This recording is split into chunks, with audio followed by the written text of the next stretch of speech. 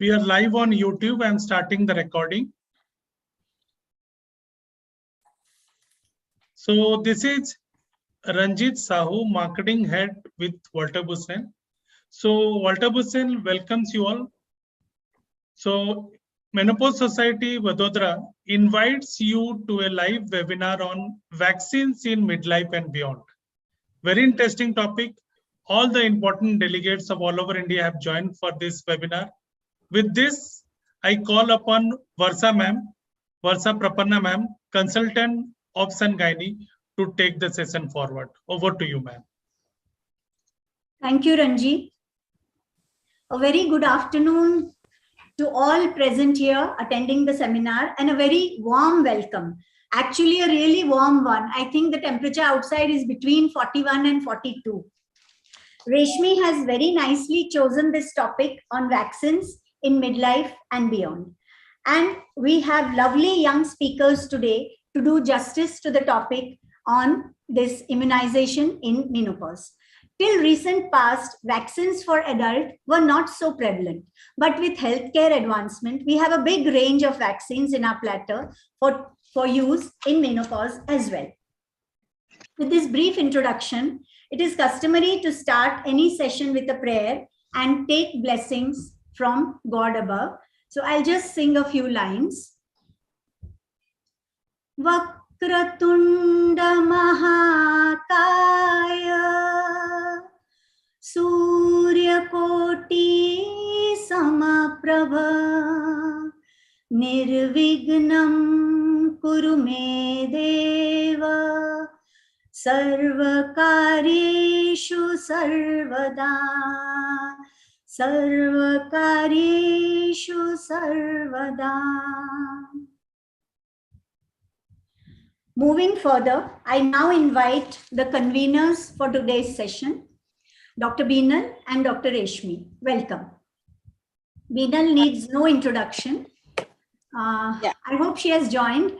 Beenal, I think she's held up with an emergency. She's joined in a few minutes. But okay. Thank you, Varsha, for that lovely prayer. And you are always, it gives a good aura to the aura. And thank you, Sushma Ben. So, I've taken this from you. I'll always remember that. And Beenal will join in a few minutes. But I'll take this opportunity that since the National IMSCon is our own national conference at our own doorstep, so we should have 100% registration from Menopause Society Vadodara. So those who have still not registered, please register at the earliest. And without wasting much time, we'll start the webinar. And I have kept an debate also on a very hot topic like lifestyle management versus alternative therapy. So, and of course, the vaccines. And for the COVID vaccine, I have roped in Dr. Viren Jetwa, who is a member physician of our society. So he would be the best person to guide us. And now, without wasting too much time, I hand over back to the MOC to carry the proceedings forward. Okay. And thanks to all the delegates for joining. And I hope those, if your friends have not joined, just call them up and ask them to join fast, because we'll not be wasting time in starting the academic sessions. Okay. So, Reshmi, I think this covers your address. And for the youngsters who are there, Reshmi is the current president of Vadodara Menopause Society.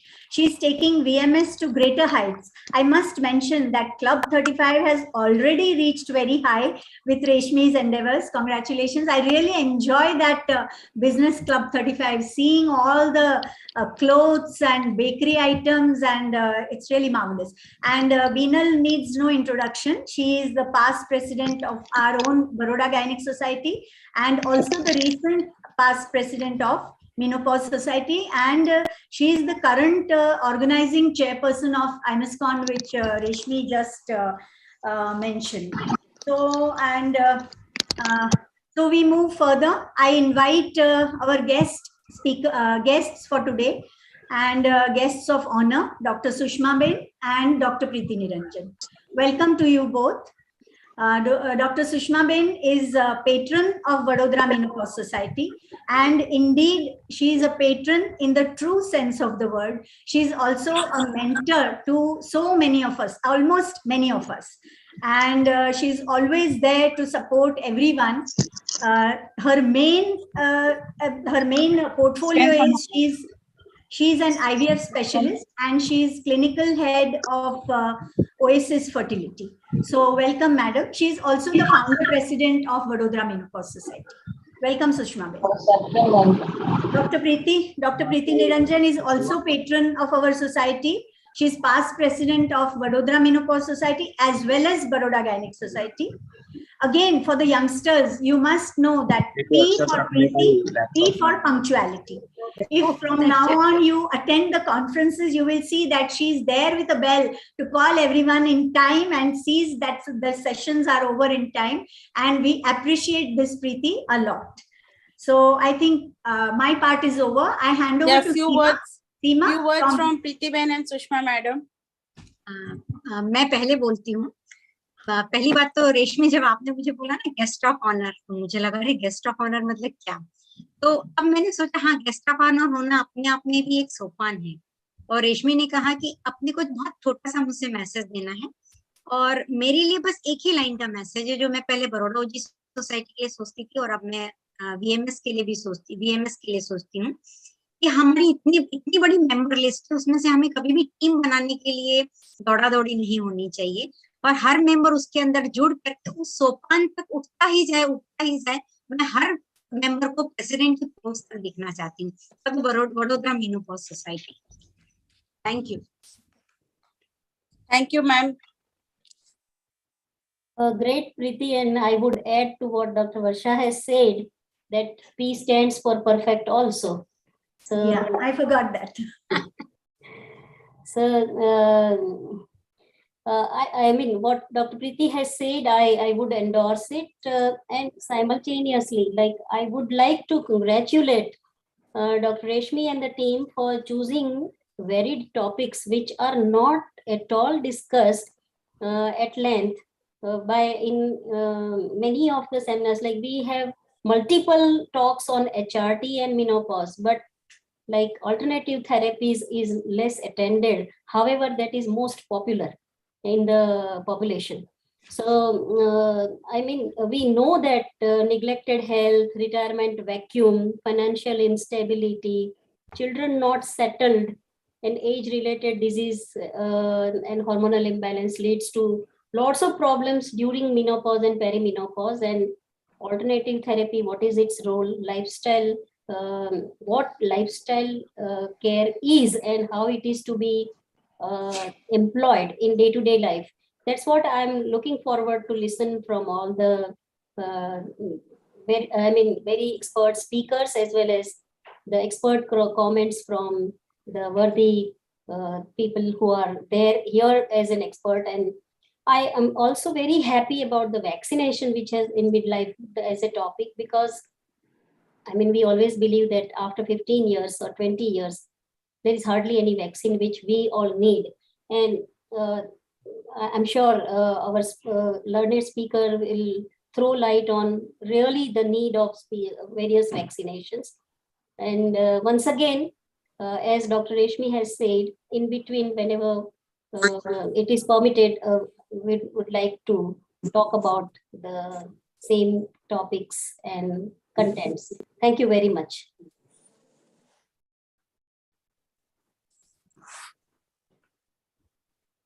Thank you, madam. Seema, will you take over? Sure, ma'am. Thank you so much, Varsha ma'am.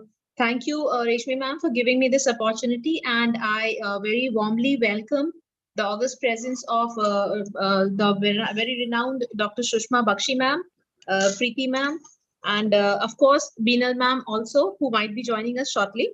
Not taking much long, I would like to take upon the introductions for our chairpersons today.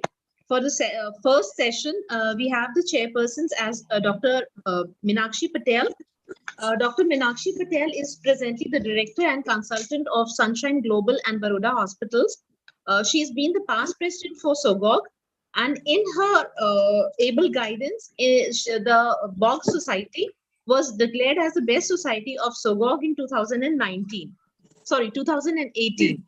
She's presently the current IMS treasurer, and she's got a number of excellence and awards for the Excellence Award also for 2020. And she's presently, as I told you, with Sunshine Global Hospital. And she has a number of papers to her credits, and also a collab paper presentation in national as well as international journals. Not taking too long, welcome Dr. Meenakshi Patel, madam. You introduce all the three chairpersons at once only. Alka Okay, and okay, Dr. Shama also in two lines, everybody. Sure, ma'am. So next chairperson for the same session, we have Dr. Shama Chandra. Fortunately, she's also my colleague here at Gujarat Refinery Hospital. She's been a former assistant professor at Ellen Medical College, Bhopal. And she has, to her credits, advanced course she's done in infertility, also a CIMP credential practitioner, and number of publications to her credit. The third chairperson for the session, we have the renowned Dr. Alka Patel, who is an MD Obs and Gynae and has her own maternity center as Ashirwad Maternity and Surgical Hospital. She has a focus of area interest is infertility, laparoscopy, 3D, 4D fetal sonography, and high-risk pregnancies. She is affiliated with FOXY, AIGE, and AIMS. So I warmly welcome Dr. Alka Patel, Dr. Shama Chandra, and Dr. Meenakshi So now Patel. we'll have Shama will invite and will introduce Dr. Meena Singh. Dr. Shama. Yeah, good afternoon, everybody. Sorry for being late for joining. Good afternoon. Good afternoon. So we'll have Dr. Shama to invite and introduce Dr. Meena Singh. Shama, are you there? Yes, ma'am. Thank you, ma'am. Good afternoon, everyone. Our first speaker for this session is Dr. Meena Singh. She is a pediatrician with a keen interest in gynecology. She cleared SIMP exam and is a menopause practitioner along with pediatrics. Today, she will be speaking on lifestyle management. So without wasting time, I invite her for her talk. Dr. Meena, please. Can we have Meena Singh's CV and her presentation? Technical team, Dr. Yogendra. Yes, ma'am. 1 minute. Yeah. Just a second. Ma'am, should I share the PPT? You'll have to, Meena, you want the team to share your PPT, right? Yes, ma'am. Yes. Please share her PPT.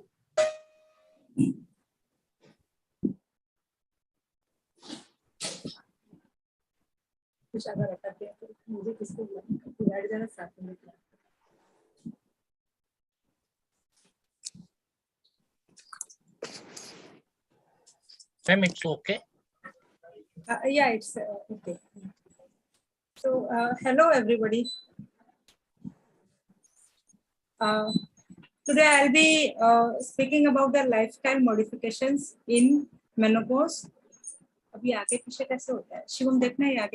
next slide, huh? Yeah. Meena, you'll have to keep telling next slide, so they will keep on changing the slide. Okay? Yeah. Okay. Yeah. So, next slide bologe, to slide change kar. Okay. Yes, ma'am. So, just a brief introduction. The WHO data says that the life expectancy in India for a female is 70.3 years, and the estimated mean age of menopause is 46 years in India. Next slide. These are the phases of menopause: perimenopause, menopause, and postmenopause. Next, please. So, what happens to the hormones during menopause? There is a lot of hormone fluctuations during menopause, and there's a decrease in the levels of estrogen and progesterone. Next, please. So, this decrease in the estrogen and progesterone affects the bones and the muscles, which leads to adiposity and sarcopenia. There's a loss of lean muscle mass. So, the muscles get weak, and there's a loss of strength, which leads to reduced physical activity. And obviously, there's a decline in basal metabolic rate. Also, there's a relative increase in the fat content. So, this gives an increased central adiposity, which increases the waist-hip ratio. Next slide. So, that's why we need lifestyle modifications to cope up with this. This will reduce the vasomotor symptoms, so it will improve the sleep problems, will prevent the cardiovascular diseases, will decrease the cholesterol in triglycerides, and it will help in maintain the skeletal muscular and urogenital health. It is important to control weight gain rather than to focus on the weight loss. It will prevent breast cancers, will also improve strength, mobility, flexibility, balance, and will delay the frailty. Next, please. Next slide. Hello, next slide. Mr. Yogendra, next slide. Anji, next slide. Hello. Hello. Just a sec, ma'am. I'm doing it. Just a sec. Yeah. So I'll be talking a little bit of these lifestyle modifications. Those are the dietary changes, exercise, yoga, and relaxation. Next. Hello. We lost a screen share. Can I share my own screen? मेरे पास है ये. नहीं तो एक काम करो ना, तो अपने स्लाइड से बोल. You speak from your slides, then they will change the slide. You have the record of slide. You speak from your slides. हाँ, तुम अपने स्लाइड से बोलो and they will check. Yeah. They will keep on changing. Yes, ma'am. Yeah.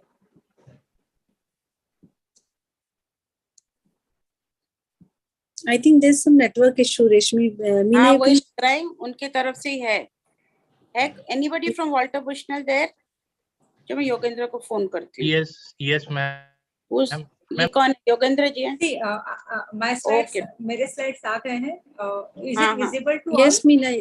Yeah, we can see. Meena, carry on. So, ठीक है. So these lifestyle modifications are, I'll be speaking about dietary changes, exercise, yoga, and relaxation, and meditation.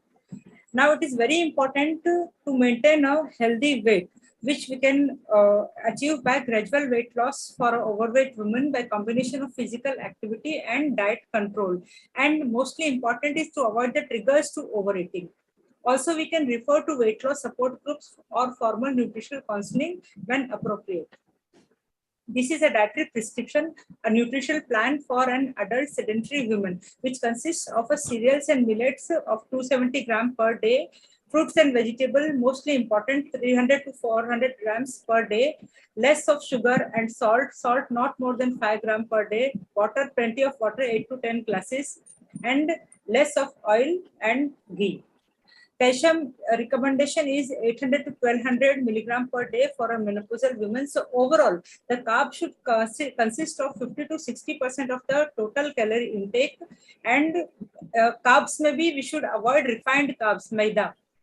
We should use only the complex ones, the whole grains like soya beans, oats, sprouts. This is Ranjit, ma'am. Can you make it full screen, ma'am? It's not visible totally. We can make it full screen. Yes. देखना Shivam full screen कैसे करते हैं इसको. Ma'am ये नीचे वाला एक है यहाँ पे जब परसेंटेज नीचे लिखा है ना मैम, उसके बाजू में है कि फुल स्क्रीन का एक आता है. जस्ट है दिख गया. हाँ बस. Not there ma'am. No ma'am, you come 64% जहाँ पे लिखा है ना मैम. हाँ जी, उसी को बढ़ा के उसके नहीं उसको नहीं करना है मैम, आपने गलत की. 400% नहीं, उसके बाजू में एक है विंडो टाइप का, उसको नॉट लेफ्ट साइड में. उसके चार बॉक्स है ना उसके बाजू. चार बॉक्स उसके बाजू वाला. हाँ, make it full screen. Okay fine. हाँ please ma'am, just do it once. अभी तक नहीं हुआ ma'am, you have to click that only. हो गया ना, मुझे तो दिख रहा है फुल स्क्रीन. नहीं, यहाँ पे नहीं आ रहा है ma'am. You click it once more ना मीना. मैं अगर क्लिक कर रही हूँ तो मेरे तो स्लाइड्स ही चेंज होते जा रहे हैं. अच्छा. Screen sharing. I think let her continue, Reshmi. You continue na. People can read. Even I can read. Meena, it's okay. You continue. We can read. Okay. So overall crux of this dietary this thing is that carbs should contain 50 to 60% of total calorie intake, and should avoid refined carbs. Use complex ones, whole grains, pulses, oats, soybean, sprouts, moong and chana we can use. And unpolished or parboiled rice, जो पका हुआ चावल कहते हैं ना, that thing. And we should use skimmed milk and milk products. Fiber should be consist of 25 to 40%, which is equivalent to 2 veggies and 3 fruit servings in a diet. Fat we should have higher monounsaturated content. Olive oil, canola oils is recommended. No vanaspati or dalda should be used. And encourage antioxidant rich foods, dry fruits and nuts, Avoid white things like salt, sugar, maida, wheat flour. Use alternatives. Like instead of salt, we can use rock salt. Sugar, we can use jaggery. Maida should be avoided. Wheat flour ke jagah we can use jowar or bajri and maize, or we can use a combination of flours like 6 to 7 combination we can make, जिसमें बेसन आ जाएगा, मूंग का दाल का आटा आ जाएगा, wheat flour भी थोड़ा डालने का. We can use kutu atta also. Avoid fast foods, and alcohol is not any recommendation. It should be avoided. So this diet is enough to give us energy-rich foods, bodybuilding foods, and protective foods. Now this pyramid explains very nicely about the daily, weekly recommendation. Daily, there should be physical activity inclusive in our daily routine, and whole grains, non-refined cereals and products, 3 fruit servings, 2 vegetable servings, oils, olive oil, canola oil, even castor oil is very good, mustard oil is very good. Dietary servings, then weekly 3 eggs, 3 servings, eggs 3 servings, sweet also 3 servings per week, potatoes 3 servings per week, and fish 5 to 6 servings per week is recommended. It has very nice, very good amount of omega-3 fatty acids. Red meat should be avoided. Plenty of water, and avoid salt, replace it by herbs, basil, oregano, etc. So this I have already talked about. Vitamin D, it's a very important thing. We can get it by exposing our body 15 to 30% of the body surface without using sunscreen for at least 30 minutes between 10 a.m. to 3 p.m. And this gives equivalent to vitamin D equivalent to 340 to 490 international units of vitamin D. This already I have explained about. Phytoestrogens. It's a very important dietary source, and we can get it from chana, Bengal gram, moong dal, whole grains, soya bean, all the seeds, sesame, sunflower, muskmelon, watermelon, other seeds, methi, fenugreek, ginger, garlic, turmeric. We should avoid spicy food, smoking, alcohol to avoid the trigger of the vasomotor symptoms. Also, stress management is a very important part of daily activity. Positive coping mechanisms for stress should be advocated. Substitute physical activity for overeating or smoking. Adopt yoga and meditation practices. Make a habit of positive thinking. Now I come to the exercise part. Exercise, we all know assess the benefits of the exercise, but little brief about aerobic exercise can result in a significant improvement in several common menopause related symptoms, and it gives a better quality of life. Exercise reduces central body fat mass and preserves the muscle mass. It reduces the coronary events and stroke, lowers the blood pressure, improves the lipid profile, reduces insulin resistance. So we should encourage a minimum of 30 minutes of moderate intensity dynamic exercise like brisk walking, jogging, swimming, at least 5 days a week. This pyramid gives a very nice explanation. 30 minutes or more of moderate physical activity on preferably all days of a week. Weight bearing exercises, walking, swimming, jogging, 5 days a week. Strength training exercises 2 to 3 times a week, and balance training for prevention of fall. Now I come to the yoga and pranayam part. Yogasanas, Surya Namaskar, Chandra Namaskar. Pranayam will be of Kapalbhati, Anulom Vilom, and Bhastika. The yogasanas, they are gentle stretch of each of the muscle of the body with warm-ups and cool-downs. It elevates the mood by releasing serotonin, recharges body and mind, and hence de-stresses ourselves. Stretching improves flexibility, range of movements, and joint elasticity. Balancing exercises improves balance, corrects posture, and prevents fall and frailty. Breathing exercises improve lung compliance, good for heart, increases oxygenation of tissues, and better circulation. Aerobic and strength training exercises build strength of bones, size of large muscles, and also helps in cardiorespiratory fitness. There is something called Tai Chi Chinese stretch, which eases the soreness of joints and muscles. It's a focused breathing and also called meditation in motion. It balances flow of energy in mind and body. There is something called pace respiration, which is equivalent to the pranayam part, Anulom Vilom. It's a technique using slow controlled diaphragmatic breathing. Paced respiration decreases the frequency of hot flushes by 50%. And also, it's a very relaxing thing. These are the steps of Surya Namaskar. Ma'am, slides are not moving. कहाँ तक नहीं देख पाए? Ma'am recommended dietary allowance वही slide है अभी तक ma'am. बाप रे, अभी कैसे करने का? पॉज शायद ऐसा.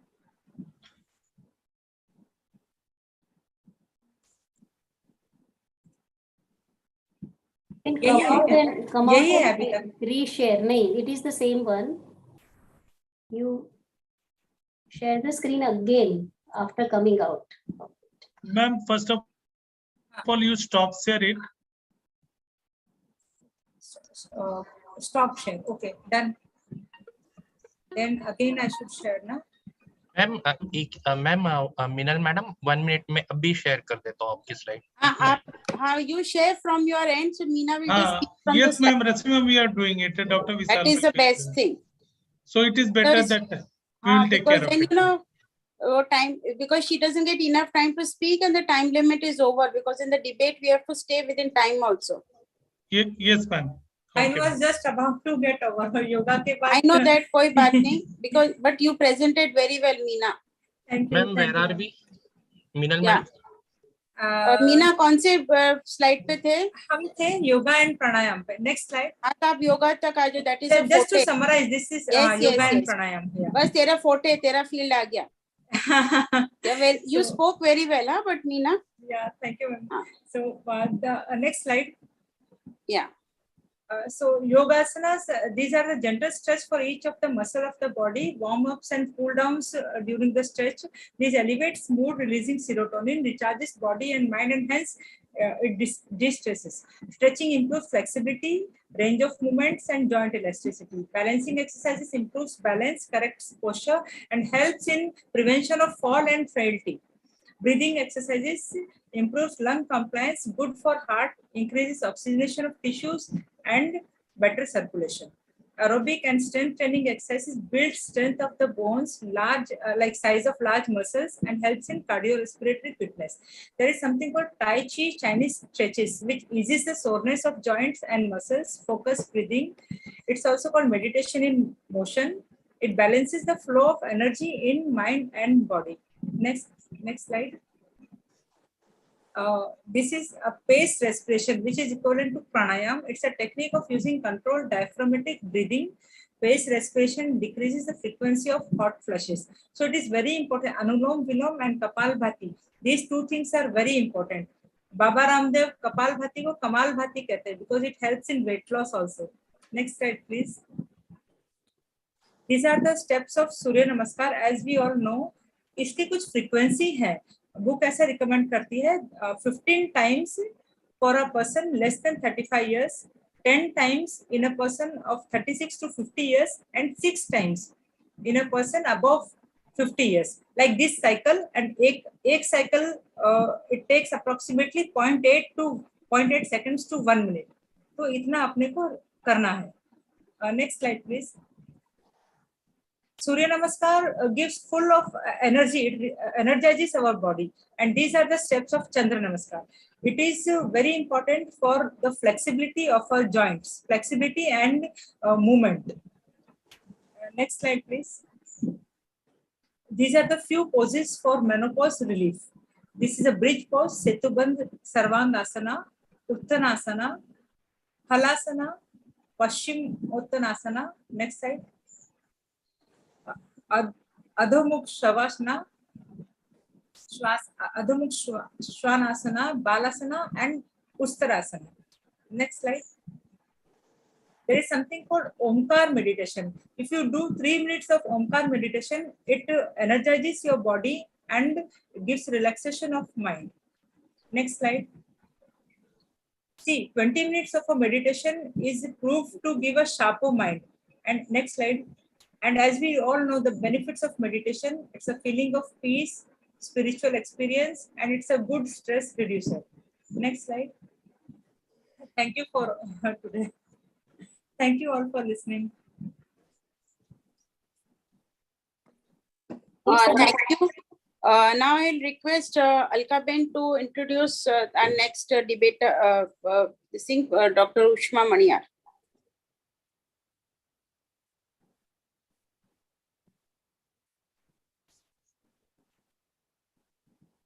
Alka Ben, unmute yourself. Is there a slide of her? Yeah, can we have Ushma's CV slide? Okay, I'll speak. Ma'am, 1 minute, ma'am. Yeah, Alka Ben, tame boli jo, tame chenne. Okay, Dr. Ushma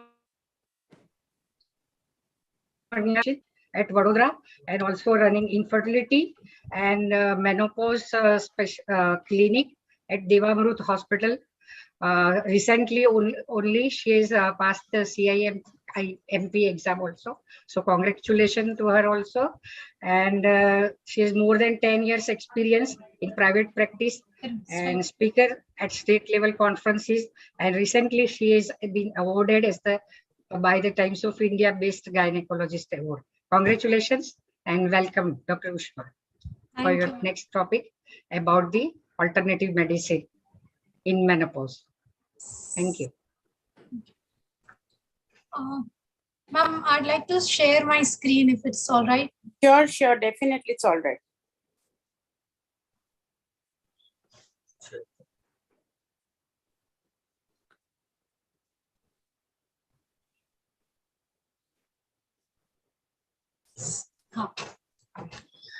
Good afternoon, everyone, and thank you very much for such a warm welcome. And I will just jump straight to the topic because it will take some time to discuss this. Complementary alternative medicine in treatment of menopause. A very interesting topic. Few points may be overlapping with health and exercises, but I have mainly tried to stick to the basics. So what exactly are the complementary alternative medicines? Complementary alternative medicine is a group of diverse medical and healthcare systems, practices, and products that are not presently considered to be a part of the conventional medicine as we know it. So the categories of CAM, these are general broad categories. These include alternative whole medicine systems. Now in Indian medicine, we are all aware of Ayurveda, its history over the past 6,000 to 7,000 years and how its products are used in the regular life. Unani system of medicine, again a household name in many of our houses. Chinese have traditional Chinese medicines, and Western, there is homeopathy and naturopathy. So an integrated system of medicine along with allopathy, means other than allopathy, is what alternative whole medicine systems are about.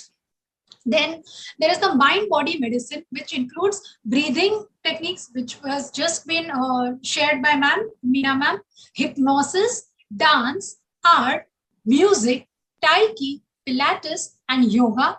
These techniques basically, they have a coordination between the mind and the body. So a spiritual well-being is what they are aiming at. And here hypnosis has been proven to be very beneficial in the treatment of hot flushes.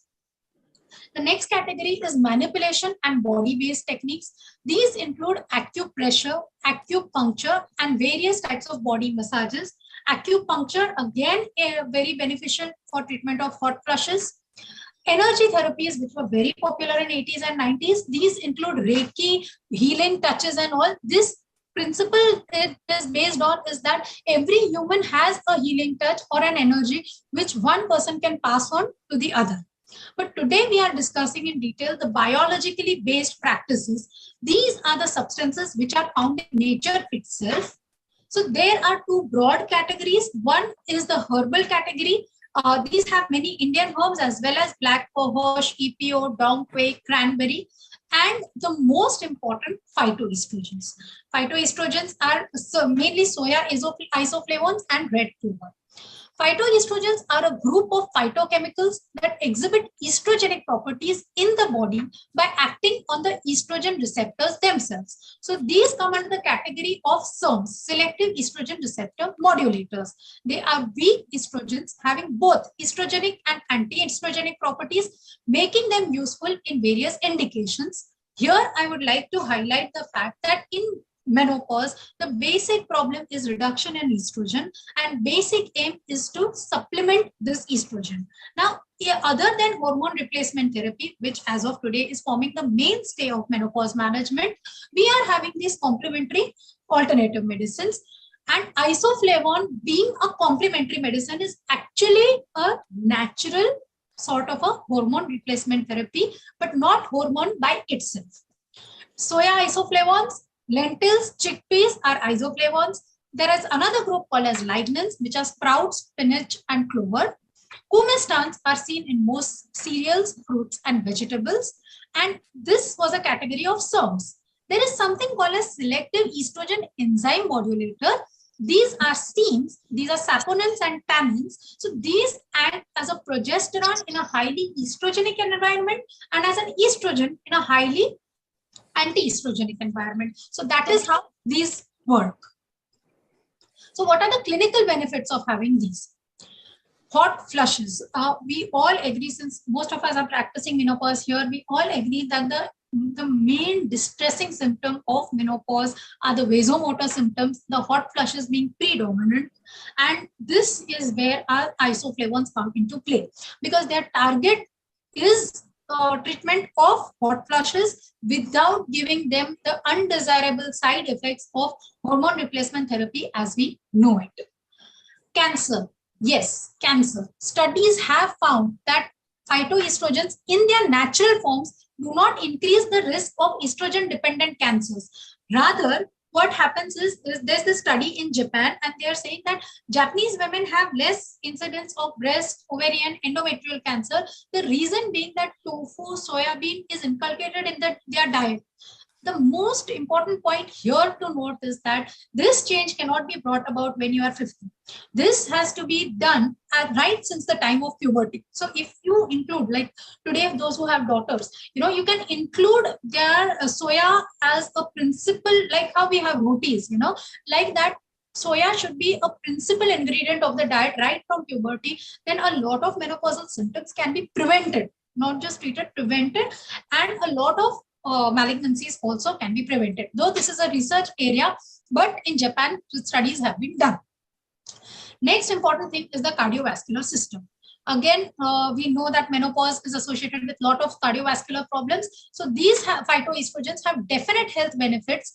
They cause reduction in total cholesterol, LDL, and triglycerides, that is the bad cholesterol, without changing the good cholesterol. So the ratio is maintained. BP is also not increased, and they prevent coronary artery diseases by multiple manners.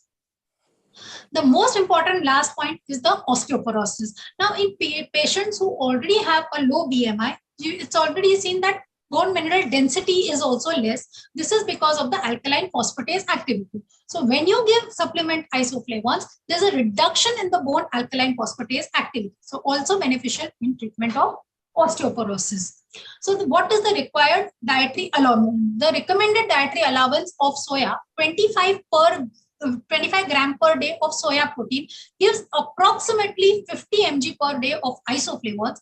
This dose is optimum to reduce cholesterol, benefit bone health, reduce coronary artery disease, and overall reduction of hot flushes as well. There are a number of clinical trials going on, and few trials have been done already. Small RCT in India on isoflavones have shown 40% improvement in symptoms. A recent review of all the randomized control trials for soya showed a beneficial effect on lipid profile and cognitive abilities. Most Indian companies are also doing various amount of researches once the benefit is known. These are available on the internet for those who are interested. There are a few newer therapies, of which tofu pill is already being marketed in some countries and places. This is an extraction of soya. The active ingredient is DT56A. There is also ipriflavone, which is useful for bone health. This is still under research. So this was about phytoestrogen, which encompass the main therapy. In addition to this, we have many Indian herbs. These would include turmeric, cumin, fenugreek, cardamom, saffron. Now, as we can see, these are herbs which are already present in ours and our grandmother's masala box, and the reason they are in complementary alternative medicines, they also form a base for Ayurvedic medicine, because turmeric and all, as we know, they have anti-inflammatory properties. Most of these spices are carminatives as well. And let me draw your attention to the fact that most of the Indian herbs or these spices as we know them, they have a property which increases libido. Decrease in libido is also one of the common symptoms of menopausal ladies, though they don't discuss it so freely with health workers all the time. But by adding certain herbs and Ayurvedic medicines to their regular diet will help improve these signs and symptoms, and will, because of these things are already present, the acceptability to these things is much better. Like at age of 50 or 55, we cannot expect our old ladies to just change everything about their diet or their lifestyle, or start running or exercising or jogging or take hormone replacement therapy. But by making a few small modifications in their diet and adding the natural masalas or spices into their diet, we can help them benefit a lot in their perimenopausal, menopausal and postmenopausal stages. Again, we have few other herbs like Ashoka, Ashwagandha, Brahmi. These are also available over the counter. They are cheap. They don't really require prescriptions, and they are acceptable to Indian households because these names are familiar to the ladies. Their mothers, their grandmothers have already been using them. Since I'm on shortage of time, I would like to conclude here by saying that the management of menopause is a super specialty by itself requiring a multi-pronged approach. Alternative medicine is an important arm of this approach because camps offer a wide variety of treatments with keeping in mind the traditional values and ideas of women without much altering their lifestyle, leading to better acceptability. Camps act on the most distressing symptoms of menopause, namely hot flushes, insomnia, and decreased libido. Camps are cheaper, available over the counter with minimum and negligible side effects. Hence, camps can be incorporated in the healthcare system as they address the mind, body, and spirit of postmenopausal women, thus improving their quality of life. Thank you very much for a patient hearing.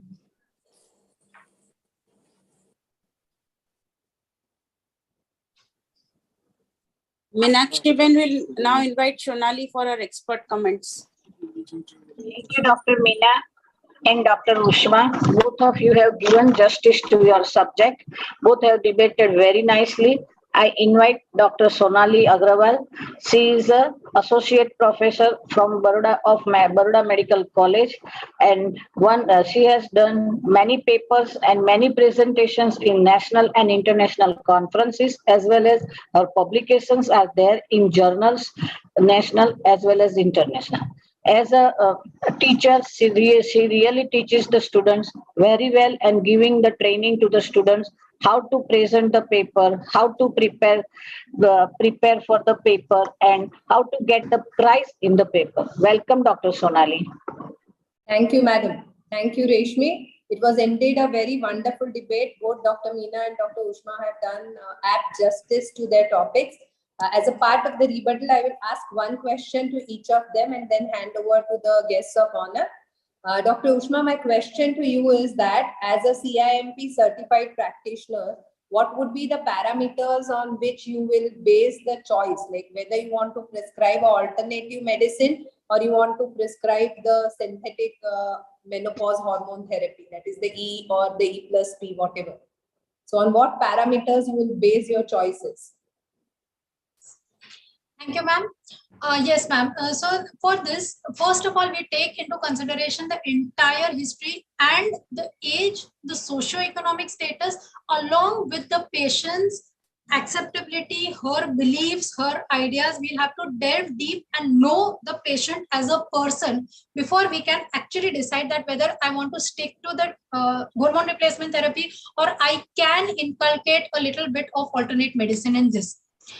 Once we have to see her age and her the signs and symptoms. Of course, if she has acute signs and symptoms, which tremendous hot flushes, she's already having severe hot flushes with palpitations, sweating and all, or severe BMD is severely low, she's osteoporotic or sarcopenic, then obviously, ma'am, we'll have to first go in for the traditional hormone replacement therapy, because alternative medicines unfortunately do not have a role in the acute phase of disease. These can be used for prevention, these can be used for maintenance, but by giving just 25 grams of soya per day, I'm not going to be able to help her come out of her distress.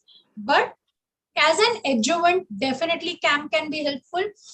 And if the patient is not too distressed, she is open, to discussion, or she's open to treatment, or if she has a fear of hormone replacement therapy, these are the candidates who I would primarily like to start with CAM. If not responding to CAM, we can, and with deteriorating signs and symptoms, or not accepting CAM, then we can go into hormone replacement therapy. So it has to be a very customized treatment. Exactly. So that's very well said, that it has to be a customized, tailor-made package. No one cloth can, all the patients cannot fit into one cloth. So same way, and our synthetic E+P still holds the maximum benefits as it is proven by literature. So for immediate phases, if there are no contraindications, go for a E+P or a E, and then the alternative medicines as either a prophylactic or a follow-through. Thank you. Dr. Meena, one question to you. You very well elaborated the lifestyle modifications, but when do you think is the ideal time for starting such lifestyle modification? Number one, just before menopause, after menopause, or much earlier to that? Ma'am, I think lifestyle modification should be started at a very early age. In school also, we are trained for running all the activities. And in our routine life, like after marriage and childbearing, we forget all of these things.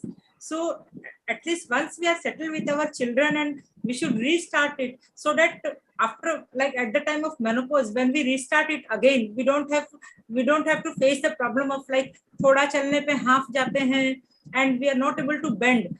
Doing asanas, it's not, asan is a thing which can be, asan का मतलब है कि जो आसानी से हो जाए वो आसन, तो आसानी से वो नहीं होता है अगर हम इसे लेट एज पे स्टार्ट करते हैं.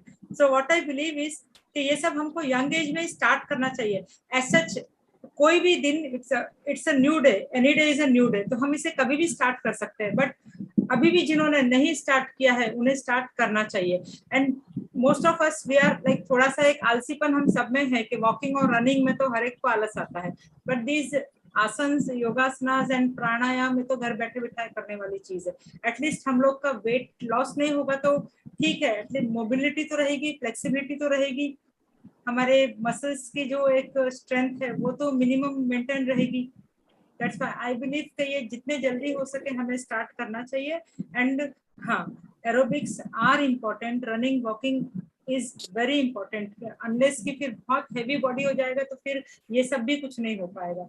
इसलिए एक हेल्दी वेट मेंटेन करने पे ही सब कुछ हो पाएगा. Perfect. So as very lightly you accepted that lifestyle modifications should actually become a lifestyle. They should no longer remain as modifications. They should become your lifestyle basically.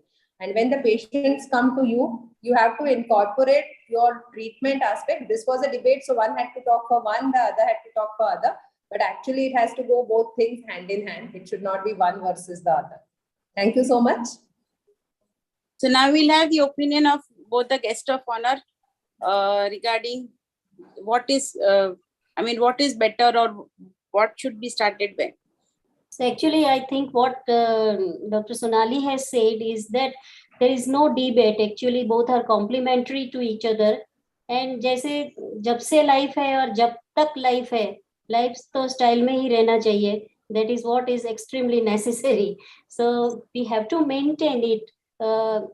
Actually, the puzzle which I feel is that because of Google, when you Ushma, when you type actually CAM, there is an outburst or volcano of so many things which are available. and some of them are really expensive. People feel that Ayurvedic medicine or homeopathy medicine or some other medicines, they show lots of things, but I feel that one has to balance while prescribing and suggesting when there is so many available without any evidence. So that is one word of caution I thought that I may add over here. Both of you have spoken excellently, and I'm sure that all those who are listening will adapt the lifestyle as well as alternative medicines to help themselves out in problems. I will like to say only one line. जब आप दवा लिखते हैं तो दवा की कीमत आपको भी मालूम होनी चाहिए कि आपके पॉकेट को वो सूट होती है कि नहीं. Then only you will realize that whether how, and we have to ask patient कि वो कितने दिन उसको continue रख सकती है. Like I would say that for my patients, I say them, the lifestyle modifications is free of charge. You don't have to pay anything for it. For some of the camps, like Ushma pointed out, which is out of our kitchen. So there is also very reasonably priced, and the rest of the stuff is expensive. So then, patients can also have a cafeteria approach. What is better for her as far as a pocket and health is concerned. Now moving on to, I think, Alkaben, you can thank all the speakers and move on to the second session. Thank you so much, Dr. Ushma and Dr. Meena Singh. Very nice debate, and both exercises or lifestyle modifications and complementary, these medicines are both complementary to each other. But one point I would like to mention is that we all know that many of the patients, they turn to the complementary alternative medicine due to their own beliefs or due to the dissatisfaction to the conventional medicine. But it is very irrational to believe that they are without the side effects. So very much in that context, I would want to mention that IMS strongly recommends awareness about phytoestrogen rich food rather than the phytoestrogen containing prescriptions or tablet. And it should be created in Indian population, because capsules and extracts, they have not yet been researched for a long-term use. So most of the international societies, they do not recommend these prescriptions, phytoestrogens, prescriptions. Rather, they should be advised phytoestrogen rich food. And the second thing, being an allopathic doctor, prescribing complementary alternative medicine is legally not suggested. So while doing counseling, balanced communication and evidence-based medicine, this we have to explain the patient. That is also the last point. And second thing, sometimes they take phytoestrogen rich foods and they may take overdose. So in Indian women, there is a strong recommendation where there is family history of any hormone dependent cancer like breast, uterus or ovary, or there is history of thromboembolic phenomenon, then we should not, they should be cautioned about the use of the soy products, right? So that is one point I have to bring to the notice. And thank you. It was very nice debate. Thank you so much. So I'll also thank all the three chairpersons, Meenakshi Ben, Alka and Shama, for the brilliant job that you have done. And now moving on to the next session. Actually, Neelam was supposed to introduce the topic, the next session, but since she's not been able to join, and she has sent me her write-up, so I will speak out from what she's in an emergency cesarean. So this is what Neelam has prepared. Good afternoon to all. Let us start very interesting part 2 of our program, the vaccination in elderly. Adults of 50 years and above are leading healthy and productive life, and their population is expected to be 27% of the total population in the next 15 years. With aging, there is immunosense, increased susceptibility to non-communicable chronic diseases and vaccine-preventable infectious diseases. During the recent COVID pandemic, we have experienced a maximum brunt on the elderly and the comorbidity, and there are several epidemiological reports of such outbreaks in the recent years. Additionally, also the burden of HPV-related cancer is seen in adults only, amounting to approximately 60,000 deaths per year. So far in India, under the Universal Immunization Program, we are focusing only on pediatric and pregnant immunization. Only adult vaccine promoted in Universal Program is tetanus and diphtheria in pregnancy. Otherwise, for the midlife people, there is no as such recommended pregnancy vaccines.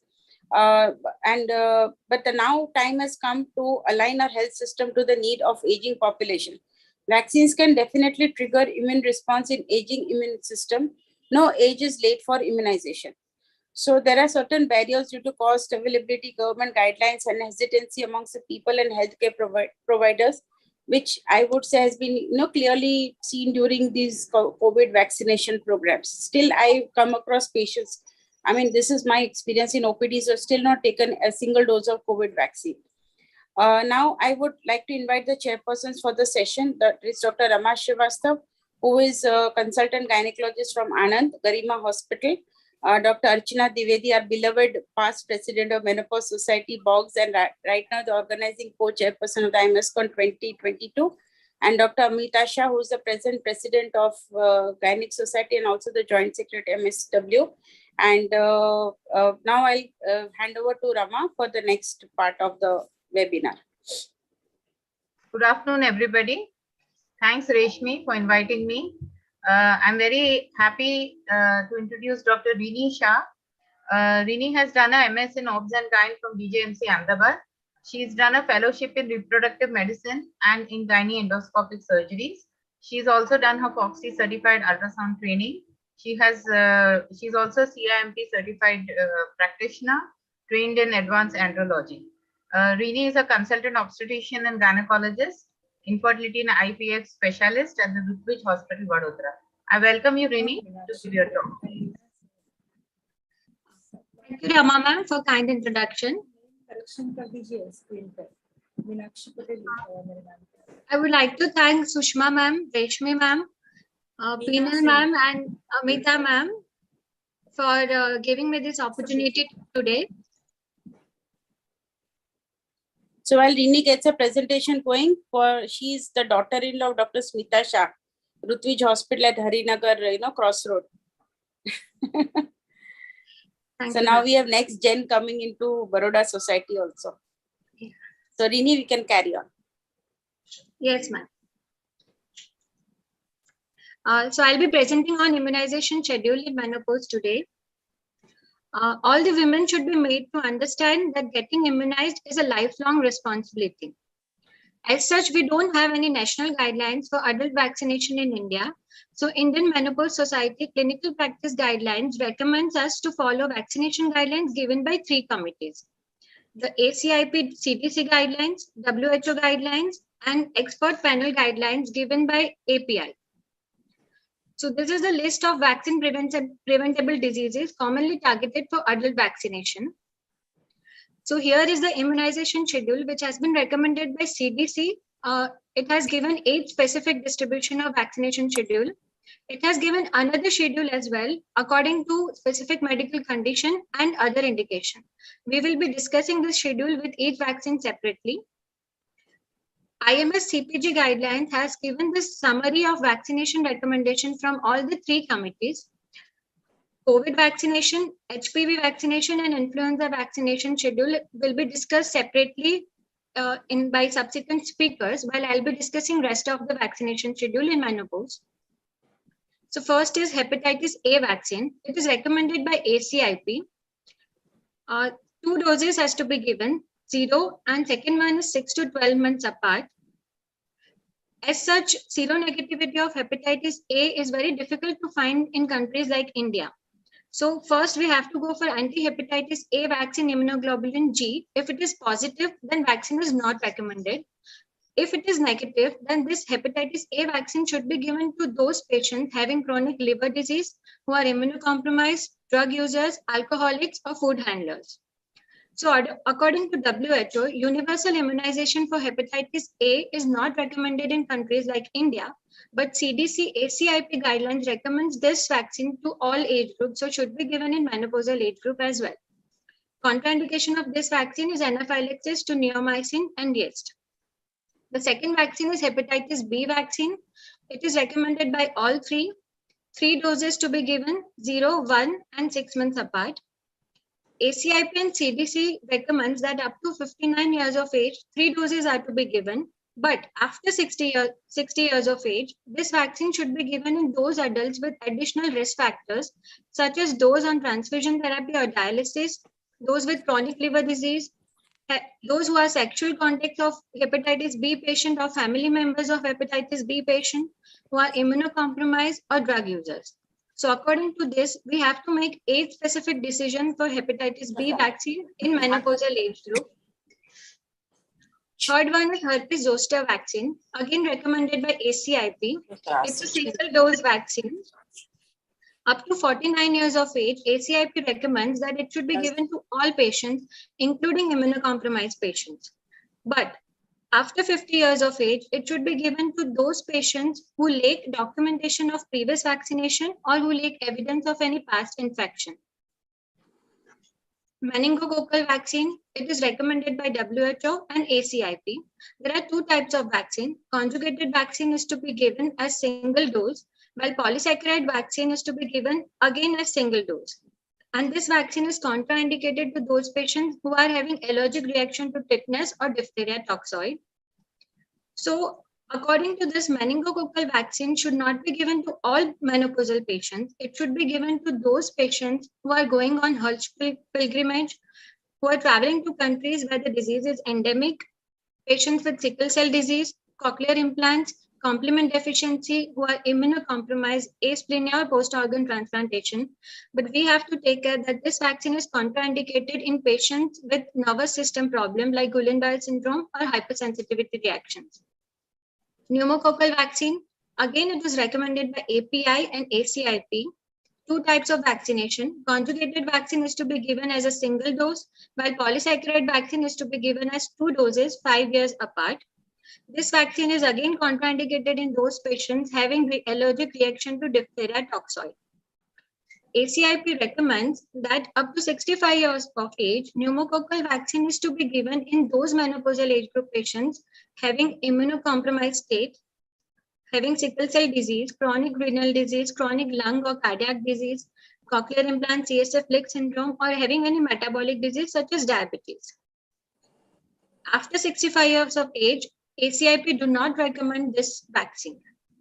ACIP recommends this vaccine in all postmenopausal patients after 65 years of age as a routine immunization, because we have to look for whether the patient has got previous vaccination or any infection in the past.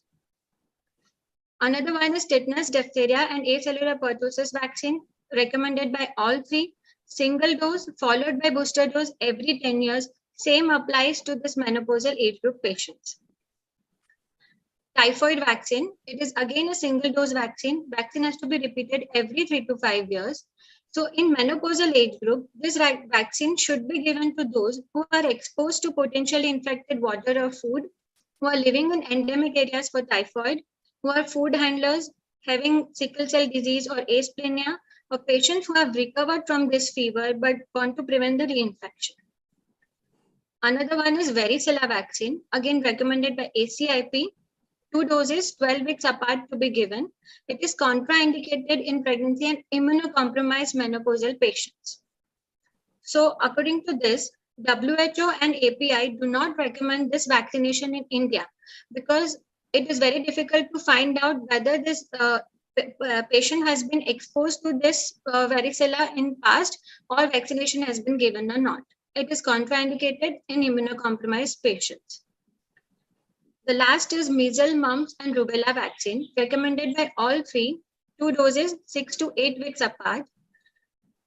This vaccination is to be given up to 65 years of age to those menopausal patients who have not been vaccinated in childhood, or those patients who do not seem to have exposed to this specific disease. But after 65 years of age, this should not be given. As it is a live vaccine, it is contraindicated in immunocompromised patients as well. So here is the summary. I have summarized the remarks regarding vaccination in menopausal age group patients. I have not included HPV, COVID, and influenza vaccine, which is to be discussed separately by subsequent speakers. So first is hepatitis A vaccine. WHO do not recommend universal immunization in countries like India, but ACIP recommends 2 doses in menopausal age group.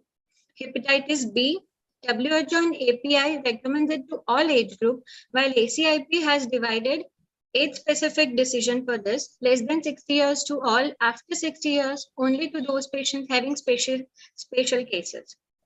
Herpes zoster vaccine, WHO recommends this vaccine to menopausal population more than 50 years to all, while ACIP recommends this only to those who do not have not been vaccinated or exposed. Meningococcal vaccine should not be given to all menopausal patients, should be given only to those traveling to endemic countries or other specific criteria which we discussed previously. Pneumococcal vaccine, ACIP recommends that up to 65 years of age, it should be given in special circumstances, but after 65 years of age, it should be given as a routine immunization to all menopausal and postmenopausal age group patients. Tdap vaccine, again, it is to be given to all menopausal population, single dose followed by booster dose every 10 years, recommended by all three. Varicella vaccine, API and WHO do not recommend this vaccination in India, but ACIP recommends this vaccine only to those who are not exposed. MMR vaccine, up to 65 years, ACIP recommends that it should be given to those who are not exposed, but after 65, it should not be given. So, according to this, if we use this recommendation, clinicians can identify the adult population most likely to be benefited from immunization and improve vaccine coverage, especially among the menopausal population, and help minimize morbidity and mortality from all these vaccine preventable diseases. Thank you.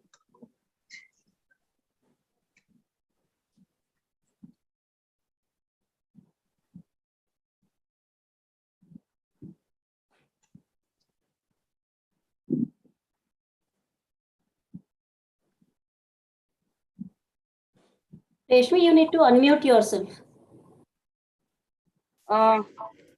Thank you, Rini. Now, I would like to invite, request the next chairperson to invite the next speaker. Yeah, thank you, Reshmi. I think Rini has enlightened the topic very nicely, and it gives me immense pleasure to invite Dr. Viren Jethwa, practitioner and at Padra area, but very humble person. I remember he has never refused to any talk which we have offered, and it's a pleasure to hear you again, Dr. Viren. Can we have his CV if it's there? Yeah, or I think very apt topic. COVID has taught us so many Rini things. madam, can you stop sharing? Yeah. So I think COVID has taught us so many things, Reshmi, and everybody will agree with me, including the vaccination, which has come as a sigh of webinars relief. are here because of COVID. Yeah, I do declare myself as a COVID batch, no problem. So we have Dr. Viren here. He's a consultant physician in internal medicine with special interest in cardiac diabetology and emergency at Jeevan Jyot Hospital. And he's also attached to Pramukh Multi-Speciality Hospital. He does his MD in internal medicine gloriously from BJ Medical College and has vast area of experience in various institutes. Ex-assistant professor of internal medicine at SSGH Hospital and Government Medical College, Vadodara. He has been also as an intensivist at Apollo Hospital, Ahmedabad, and Medilink Hospital. So who else than you would guide us more about the COVID vaccination and schedule, how to follow it? And I hope we'll be more motivated, and this is a public forum also. So I think with the link of this YouTube and all, I think we'll have more and more people motivated to get vaccinated for COVID. Over to you, Dr. Viren, for the enlightenment now. So while Viren is getting his presentation ready, I would request all the participants, if you have any questions, you can put it in the chat box and we'll take the questions later. Seema, you can keep a track on the chat box, Seema and Varsha Ben, for the questions. Yeah, Reshmi, you're right. And I think there's still dilemma. We have very less patients who even after delivery don't want to go for COVID vaccination. So I think Dr. Viren is prepared. So we'll start with him. Okay. Am I audible? Yes, yes, very much. Okay. You have to put it on the show mode, Dr. Viren, just so that we can see it more. The slides are visible to you? Yeah, slides are visible, but put it on the show mode. I mean the full this thing.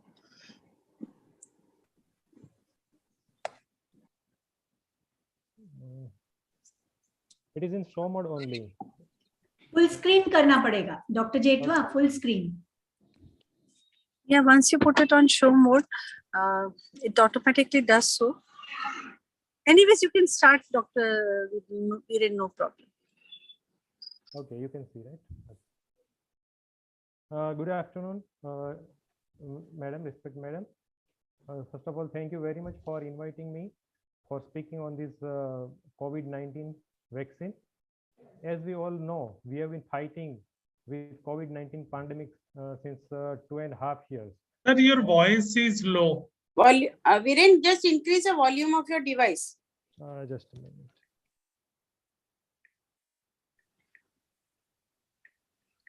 Hello, now? Yeah, better, but it needs to be more, I mean, the higher side. Maximum volume kari the device में.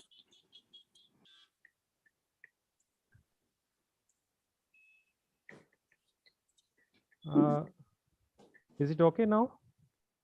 Yeah, better, you can proceed, no problem.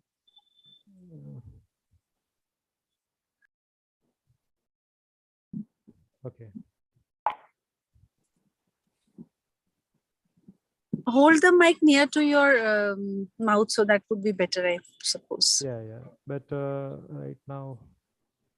Okay, now the slides are visible, right? Yes. So starting from this, we will discuss on why this COVID vaccine was needed. What are the different mechanisms for COVID-19 vaccines are available, which vaccines are available in India, and what are the myths and facts regarding the COVID-19 vaccines. So from starting, COVID-19 is a viral infection caused by a family of viruses known as coronaviruses, resulting in specific flu-like symptoms such as common cold, fever, and sometimes severe respiratory distress, as we all know. The viral strain is known as severe acute respiratory syndrome coronavirus 2, that is SARS-CoV-2, and due to its origin in 2019 was named as COVID-19. What is known about COVID-19?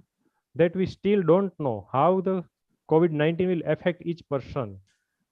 But usually it would have some people such as the adults more than 65 years or older, or people with certain medical conditions are more likely to become severely ill.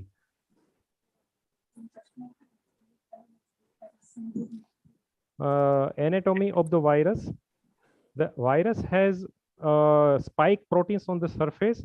The surface is of lipid membrane, and it has the enclosed RNA enriched in the protein in the core.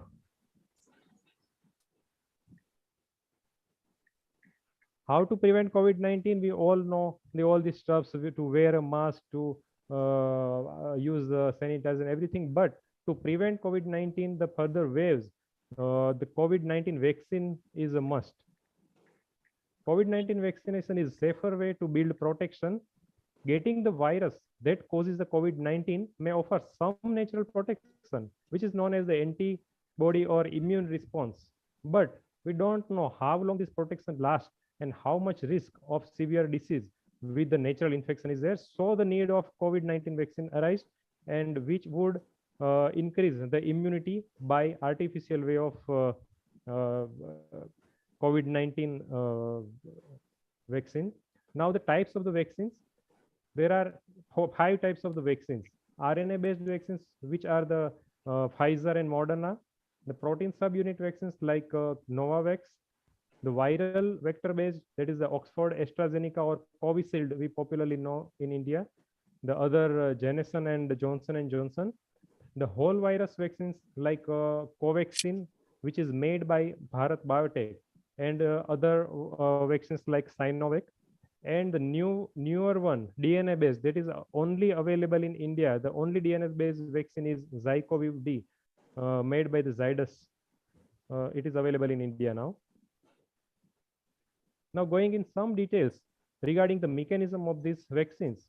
The mRNA vaccine, this type of the vaccine uses genetically engineered mRNA to give your cells instructions for how to make the S protein found on the surface of COVID-19 virus. After vaccination, your muscle cells begin making the S protein pieces and displaying them on the cell surfaces. This causes your body to create the antibodies. If you later become infected with the COVID-19 virus, these antibodies will fight the viruses. The Pfizer and the Moderna, which are popularly being used in USA, are mRNA-based vaccine. The other one is vector vaccine. In this type of the vaccine, genetic material from the COVID-19 virus is placed in a modified version of a different virus. When the virus vector gets into the cells, it delivers the genetic material from COVID-19 virus that gives your cells instructions to make the copies of the S protein. Now, our body, our immune system responds by creating the antibodies and defensive white blood cells. The Oxford AstraZeneca, that is the Covicilled. Others are the Sputnik V, Johnson and Johnson uses this type of the technology, COVID vaccine, vector vaccine. The other mechanism is protein subunit vaccine, in which the protein subunit vaccines include only the part of the virus that best stimulate the immune system, and this type of the COVID-19 vaccine contains harmless S protein. Once your immune system recognizes the S protein, it creates the antibodies and defensive white blood cells. The Novavax is of this type of vaccine. The whole virus vaccine, which we use, this Covexin in India. So this type of the vaccine uses the whole virion inactivated SARS-CoV-2 based vaccine against the coronavirus disease. It stimulates the body's immune system without risk of causing disease. And the same way, after entering in the body, it would activate the immune system, the antibodies will form, and when the real infection comes, it would fight against the infection. Covaxin is this type of the vaccine. Now, going in details with the Indian vaccines, Covaxin and Covicills. The Covaxin has been developed by Hyderabad-based Bharat Biotech International Limited in association with ICMR and NIV. It is an inactivated viral vaccine which is developed with whole virion inactivated viro cell derived technology and contains the inactivated virus. While the Covishield has been developed by Oxford AstraZeneca and is being manufactured by Serum Institute of India. Covishield has been prepared using the viral vector platform, which is totally different technology. A chimpanzee adenovirus has been modified to enable it to carry COVID-19 spike protein into the cells of humans. Now, what are the differences between Covishield and Covaxin? The interval between first and second dose is 12 to 16 weeks in case of Covishield, while the interval between the two doses is 4 to 6 weeks, so around 1 to 2 months in case of Covaxin. The efficacy after the second dose can vary between 70 to 90%, while the Covaxin has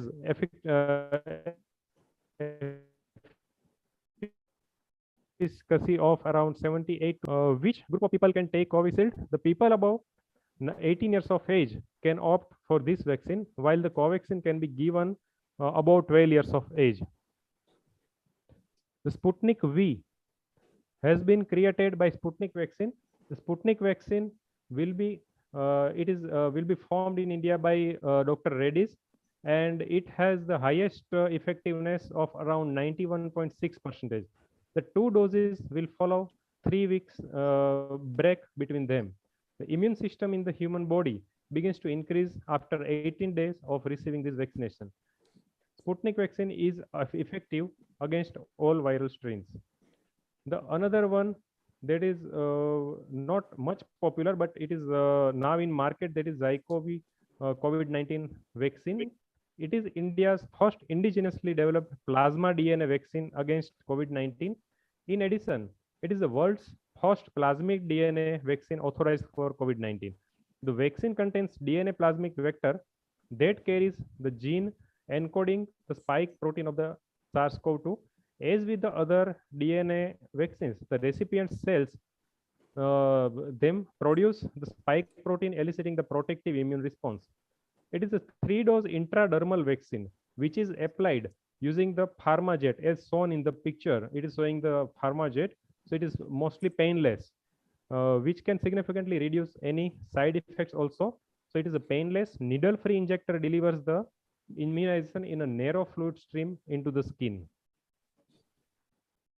It is indicated, what are the indications for this vaccine? It is indicated to prevent the COVID-19, the disease caused by COVID, exhibited robust immunogenicity, tolerability, and safety profile in earlier adaptive phase 1 and 2 clinical trials.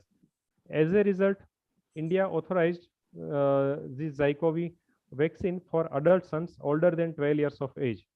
This vaccine is found to be safe, well tolerated, and immunogenic in trials. Now, what are the different side effects of these vaccines? Mostly, as we all know, after taking vaccine, there is mild to moderate and short-lasting side effects like fever for few days, fatigue, headache, muscle pain, chills, diarrhea, pain at injection site may be there. But the chances of any of these side effects following vaccination differ according to specific COVID-19 vaccines, but more serious or long-lasting side effects to vaccines are possible, but they are in very extremely rare cases. The key facts about the COVID-19 vaccine is getting vaccinated can help prevent getting sick with COVID-19. People who have already got sick with COVID-19 may still benefit from getting vaccinated. The vaccine cannot give you COVID-19, which was earlier during the second wave. It was said that after taking vaccine, I got the fever, I got the COVID-19 disease, but it's not true. The vaccines will not cause you to test positive on COVID-19 tests, even if the vaccine is taken, but the PCR will not come positive. Can pregnant women receive COVID-19 vaccine? Yes, pregnant women can receive COVID-19 vaccines. It offers strong protection against severe illness from COVID-19.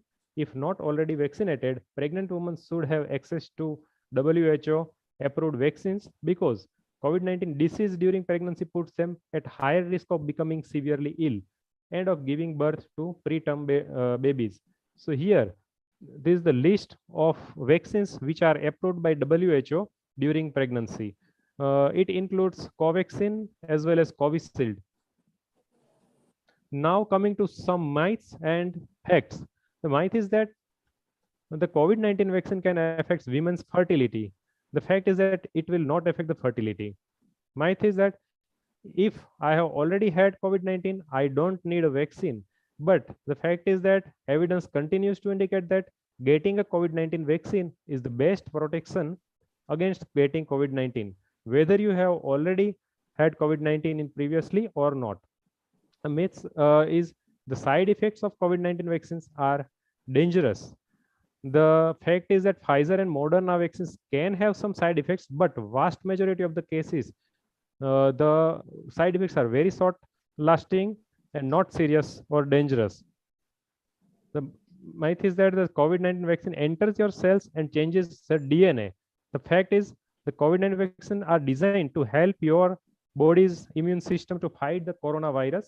The messenger RNA from the two of the first types of the COVID vaccines does enter the cells, but not the nucleus of the cells where DNA resides without affecting your DNA.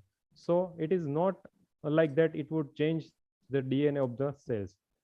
Another myth is that researchers rush to the development of the COVID-19 vaccine. So its effectiveness and safety cannot be trusted. But the fact is that studies found that the two initial vaccines are both having the efficacy of 95% and there is no serious or life-threatening side effects.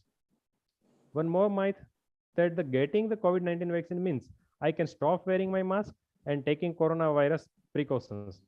The fact is the recommendation for wearing the face mask continues both for those who are fully vaccinated as well as those who are not fully vaccinated. Thank you. So this is all about COVID-19 vaccination. Until now, around 1.8 billion jabs have been given in India, to people of India. Thank you.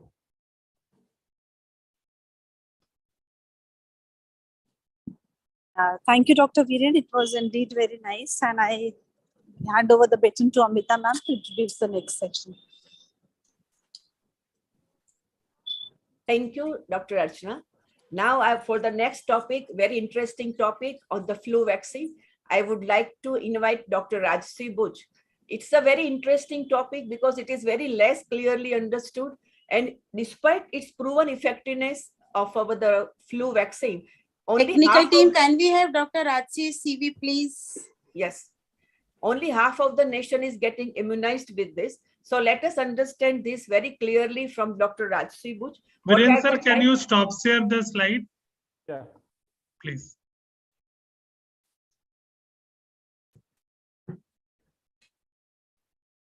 There are two types of vaccines, but there are so much of the misunderstanding. So let us get cleared by Dr. Rajsi Buch, who is a consultant gynecologist at Dabhasa, and she's working at Mansi Hospital, and she has a fellowship in reproductive medicine and gynec endoscopic surgery, as well as ultrasound and advanced endoscopic surgery.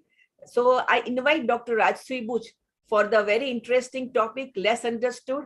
We all are very much interested how she comes out with this. Thank you, Amita ma'am. Thank you for this kind introduction, and thank you, Reshmi ma'am, for giving me this opportunity. Thank you. Share the screen.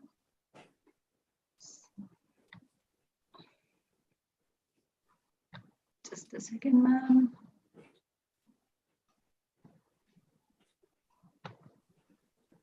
So yes, flu vaccine, influenza. Let's understand something about the virus. The influenza virus is an RNA virus, Orthomyxoviridae family, and mainly it has two surface proteins, HA and NA, heme agglutinin and neuraminidase. These surface proteins from the membrane form spikes, and they are responsible for the attachment of virus to the receptor surface of our trachea. They are responsible for reducing viscosity of the mucus layer in the trachea and allowing the virus to pass, as well as to release of new virus particles from the infected cell. Now, the influenza virus are mainly of three types, A, B, and C. There is a D type which is not found in humans. C type causes very mild respiratory illness. What we are concerned about is type A and B, where they are responsible for the most of the seasonal epidemics, and type A was responsible for the global pandemic of H1N1. Now this type A has further subtypes which are based on the proteins of HA and NA. We have 18 HA proteins and 11 NA proteins. And the different subtypes of influenza result from different combinations of this HA and NA proteins. So I think they have so many permutation and combinations, these viruses, that they can reassort, maybe genetically shift and drift, and they swap genes and give us every time give us a different strain to fight. More than 130 influenza subtypes have been identified, but then potentially there are many more influenza subtype combination which are possible through ressortment. Influenza A and B cause seasonal epidemics. What we need to understand is globally 5 to 10% of adults develop influenza A or influenza B each year, and 2% annually respiratory deaths is associated with influenza. So now talking about the flu, it spreads from person to person through droplets when the infected person coughs, sneezes, or talk. The flu, the most contagious period is 1 day before the symptom develop and may last till 5 to 7 days. Most infective is 3 to 5 days, but we need to remember that the person who's infected may be able to pass flu to someone else before they know they are sick. Right. So what are the symptoms? Stuffy nose, sneezing, cough, and all that we encounter with common cold is found in influenza. But what more, influenza will have high-grade fever, which will last 3 to 4 days. They will have more headache, myalgia, fatigue, weakness, and there'll be extreme exhaustion, severe chest discomfort, and cough will be seen more. there are certain groups of people who face high risk of serious influenza complications. So our adult and geriatric or elderly population definitely comes under this high risk group, or where if they are if they have influenza, then their complications and hospitalization stays increases greater fold. So the adults and elderly, the CDC says that during flu season, 9 out of 10 hospitalized with flu, one had at least one of the underlying chronic conditions. And that is why getting an annual flu vaccine, especially in adults and elderly, is very important, because mostly we have one or the other chronic health disease. We are maybe elderly are immunocompromised, asthma, chronic lung disease, heart disease, stroke, diabetes, chronic kidney disease, or if an adult is having HIV, cancer, taking immunosuppressant drugs.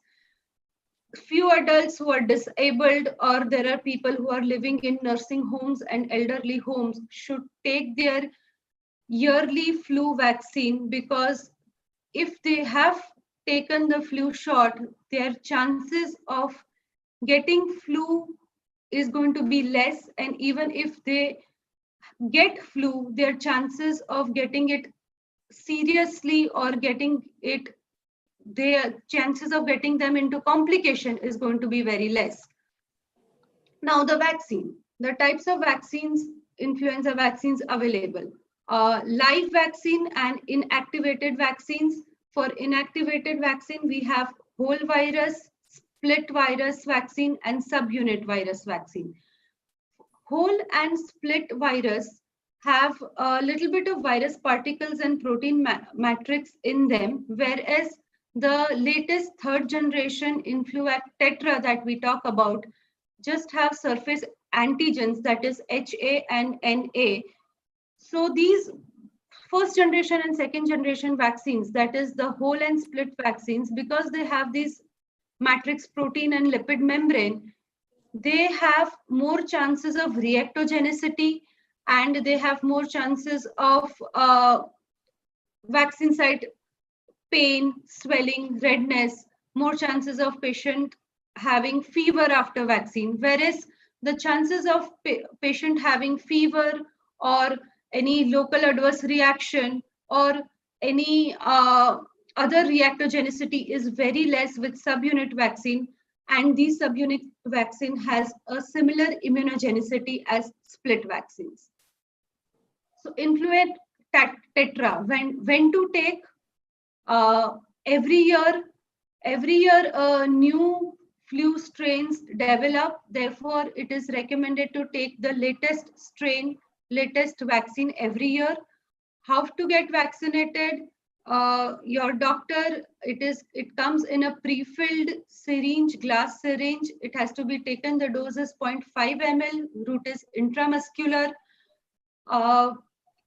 Now it has to be stored in refrigerator, not to be frozen, and after taking the vaccine, very less mild side effects like local reaction, a little bit of myalgia, muscle ache, fever, chills, etc. can be seen. Now this flu season or a flu vaccine, Flu season occurs at different types in each hemisphere. In Northern Hemisphere, it lasts from October to May, and in Southern Hemisphere from April to September. And prior few months, there is research going on that which vaccine or what composition of vaccine should be taken for the particular next year. Now, these flu viruses are always changing, and different flu viruses can circulate in different geographical areas at different times of years. And as a result, what we need to do is to take the latest recommended vaccine. In India, in last year, ICMR had recommended a Northern Hemisphere influenza vaccine for 2021. which had 2 strains of influenza A and 2 strains of influenza B. Influenza A strain had H1N1 pandemic-like virus and a Hong Kong H3N2 strain, and the B had Washington Victoria lineage strain and a Phuket Yamagata lineage strain. Now in next year, the latest strain is the Southern Hemisphere strain, which has one prior to the vaccine which was available, 2 strains are changed. One influenza A strain is changed to Darwin, and one influenza B vaccine strain is changed to the Austria. So the recent WHO guidelines for the upcoming year 22-23 also recommends this strain of Northern Hemisphere, which contains this Victoria H1N1, Darwin H3N2, Austria Victoria B lineage, and a Phuket Victoria B lineage strain. There are enough evidences which support that all adults should take this flu vaccine yearly according to the latest strain, because they are going to be definitely benefited if at all they get contact with flu, or if at all in preventing. WHO also recommends that due to continuous change of circulating influenza virus, influenza strain, whichever are latest recommended, should be taken. They go further in recommending that take the most recent virus vaccine independent of the hemisphere. So this shows why it is important to take the latest strain every year. So the question that do I have to take this influenza strain every year? So yes, a new strain every year, once a year, is definitely going to be benefited. Some misconceptions like getting flu isn't a big deal, getting the flu vaccine can give you the flu, or people who get flu vaccine can still get flu. So why would I get vaccinated? There are a few simple answers that flu can change to be a very serious disease in adults, immunocompromised patients, geriatric patients. So if the vaccine is available, then why not? No, the flu vaccine, if you take, is not going to give you flu. But if the vaccine, once you take, takes about 2 weeks for the body to develop antibodies after the vaccination. So if you have taken the flu vaccine, and if you are in that incubation period, and if you get contact with the flu, then yes, you can get flu. People think that I don't need vaccine every year. So no, the CDC recommends that you should get vaccine every year because the viruses are constantly changing. Pregnancy, breastfeeding, both flu vaccine is recommended. So if in India, the flu season is from maybe April to October. So whenever the new strain in April, May, June comes, one should get vaccinated. My take-home messages will be flu vaccination can keep you from getting sick with flu. It has been showed time and again that by several studies that it will reduce the severity of illness in people who get vaccinated but still get sick. Flu vaccine can reduce the risk of flu-associated hospitalization and the complications like pneumonia, sinus infection, etc. Flu vaccination is important preventive tool for people for many chronic health diseases. Flu vaccine in adults and chronically immunocompromised adults will decrease the hospitalization requirements, stay, and chances of complication. Flu vaccine can be taken with COVID-19 vaccine as well. So getting yourself vaccinated will not only protect yourself, but you are going to protect people around you. If you are fit, if you are going to take vaccine, maybe the family around you, babies, young children, older people, or people with certain chronic health conditions are going to be protected if you are going to get vaccinated and not going to get flu. Thank you.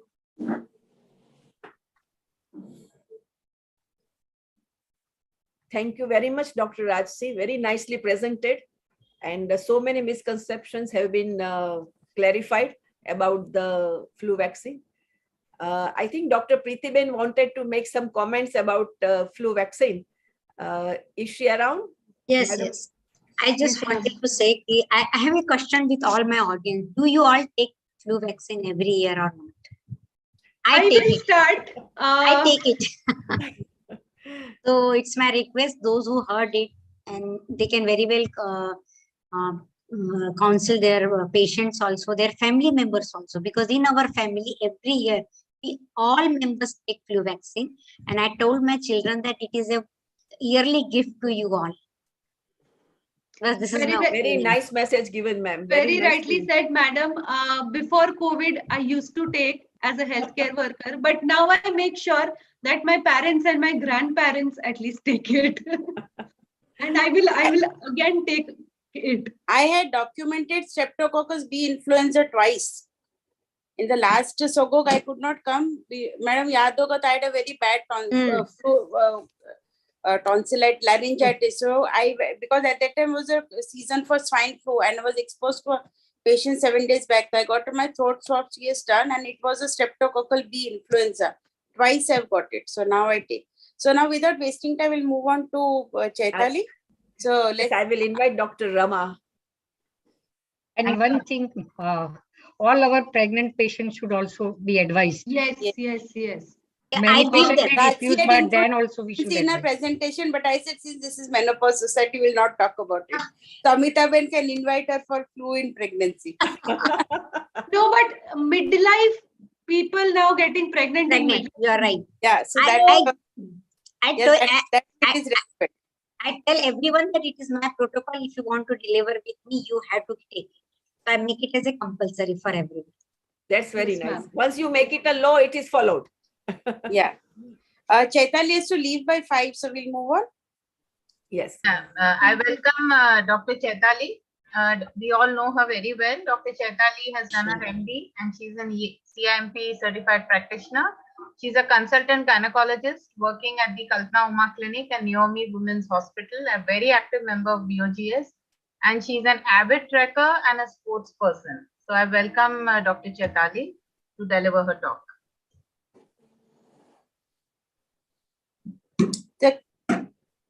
Thank you, ma'am. Thank you for Thank you, ma'am. Thank you for the introduction. I thank Reshmi ma'am, Shushma ma'am, Amita ma'am for giving me this opportunity to deliver a talk. This is my first time as a webinar. I hope I can manage. No, best of luck. Chaitali, I would like to add, like for Rini, I said this is Gen Next, but I think you are Gen 3rd. Yes. Yes, the Gen 3rd after Thakur Bhai. So you carry on. Best of luck. You will do very well. Yeah. Okay. So I, Dr. Chaitali, will be discussing in depth about the HPV vaccination scenario that is present in our country and that needs to change, which is not forced upon, in our community. It is a topic which is shunned and not talked about very routinely. I'll share my slide.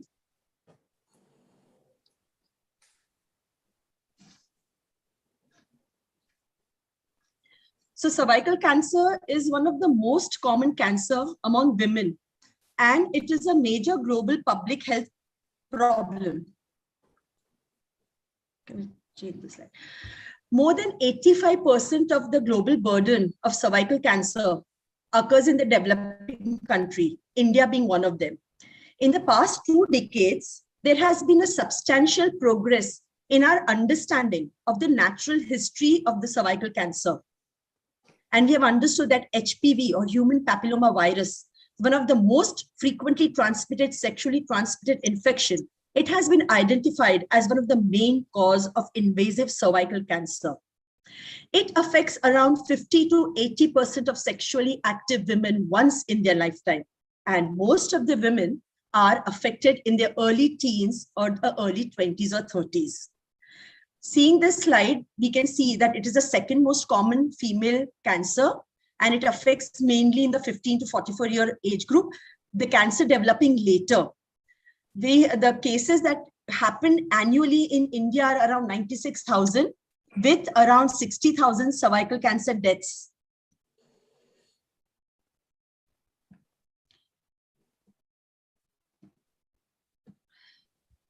And still we are not discussing or not openly advocating HPV vaccine commonly, routinely. It is only because of the cost factor, which is one of the main reasons. Now, HPV vaccine is a viral infection which is passed on between two individuals by direct skin-to-skin contact. Hence, prevention is very difficult. We can say that because it is an STD, using barrier contraceptive works, but it doesn't, because the virus can survive throughout most of the anogenital area, which is not even covered by the condom. And it remains infectious for many years. So majority of the cervical cancer is caused due to HPV infection, which is preventable. And hence the talk about HPV vaccine. When a person gets infected with HPV, there are no symptoms initially. Later on, it takes 15 to 20 years for cervical cancer to develop in such patients with normal immune system. So if 100 patients have been infected, 90% of the time, the immune system of the person will overcome the infection and the infection will go away in 2 years. But in the remaining 10%, this progresses to cervical cancer. There are mainly 14 strains of the HPV virus that can lead to cancer. I have already talked about this. It is mainly by skin-to-skin contact.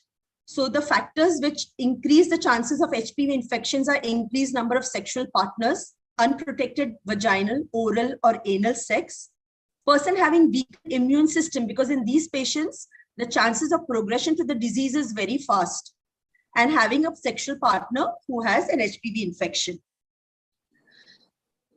To prevent it, to prevent the cancer development, to prevent the infection and from it for the cancer to develop, a vaccine is a must. So mainly there are 2 strains of HPV which account for about 70% of cervical cancer, which is 16 and 18.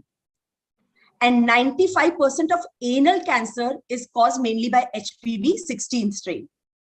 And hence, it is imperative to vaccinate younger kids. And I will explain to you why it is better to give vaccination in adolescents, the better than in elder people.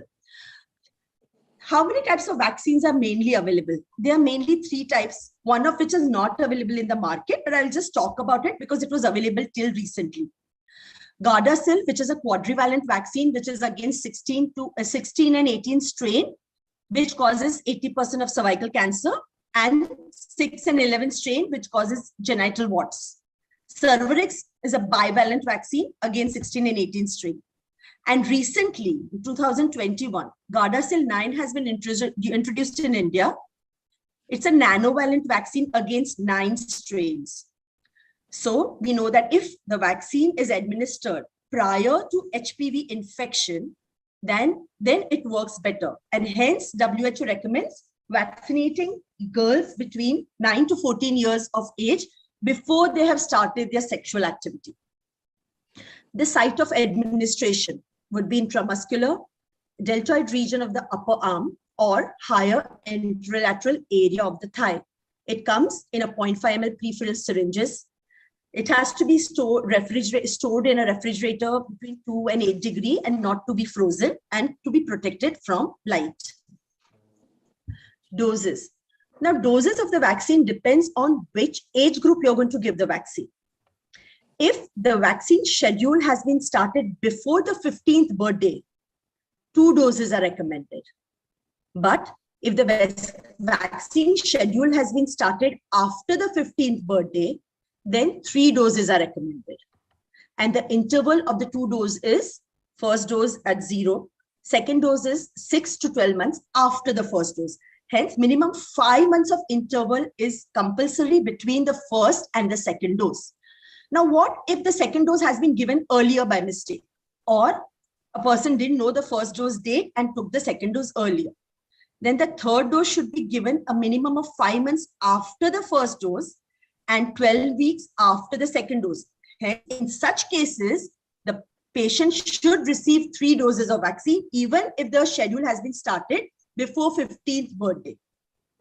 This other point, which is very important, is if a person has forgotten to take the second dose, you don't need to restart the schedule. You just give the second dose as and when the patient comes to you. Because the vaccine does not need, there's no maximum interval till when you can give it. So immunogenicity studies have shown that 2 doses of HPV vaccine given to 9 to 14-year-olds 6 months apart provided as good or better protection than the 3 doses given to older adolescent or young adults. I already explained who gets 3 doses. People who start their vaccination schedule after the 15th birthday. And the dose schedule is the first dose at 0 months, the second at 1 to 2 months, and the third dose at 6 months. Now, what if a person started with a bivalent and a quadrivalent vaccine and then wanted to switch over to a nanovalent vaccine? Is it possible? Yes, it is possible, because the vaccines are developing and any licensed HPV vaccine can be used to complete the vaccination series with the same recommended schedule and dosing interval. Just like Cervarix is not available nowadays in the market, if a patient had taken Cervarix and now she comes back to you for another, you can offer them the quadrivalent or the nanovalent vaccine. What are the side effects of the vaccine? The common side effects: pain, redness, swelling at the site of the injection, dizziness or fainting, nausea, headache, fever, muscle or joint pain. Dizziness and fainting is common in adolescent age group. So we always tell the patient to lie down for 15 to 30 minutes post-vaccination and in the hospital and then go home. Who should not get vaccine? Common thing, anyone who is allergic to the ingredient of vaccine or who has had an allergy to the previous dose of vaccine. Pregnancy, the reason pregnancy has been mentioned over here, though it is not a live vaccine, because there are not much data regarding the safety efficacy of this vaccine in pregnancy. I have already mentioned this. The age group, the minimum, you should start as early as 9. The best is between 11, 12 years old, and it can be given up to 45 years of age.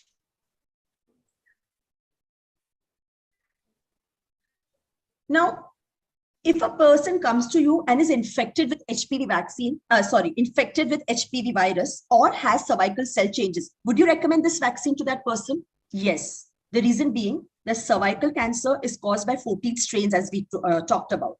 And there are lots of other strains causing genital warts. Vaccine is not protective. You don't know which strain the person is affected with. And hence, it is better if they come to you and want the vaccine, you can give it to them to protect them against the other types of strains. Do you recommend, so do the women who have been vaccinated need to be screened for cervical cancer? Yes, again, the same reason. 14 strains causing cancer, we don't have vaccine against all the strain. So they can be, the patient may be infected with other strain with which she can develop cancer. So it is always better to screen the patients later on in life. So is screening alone enough? No. From this graph, we can see that vaccination and screening works better than only screening or only vaccination. Now, there are certain, as people know that it's a sexually transmitted infection. The mothers will be apprehensive when they get them, that my child is not yet sexually active. Then why does she need the vaccine so early? And cervical cancer occurs later in the life. So there are 5 reasons that you can counsel them about. We've already talked about it, that vaccine is for prevention rather than treatment. The immune response is higher in adolescents compared with young adults. The efficacy of the vaccine, just a second.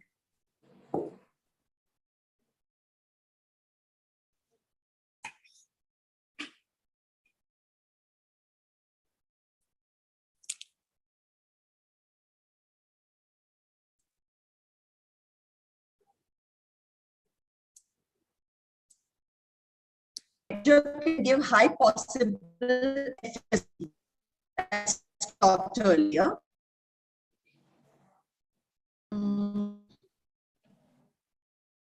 I can't.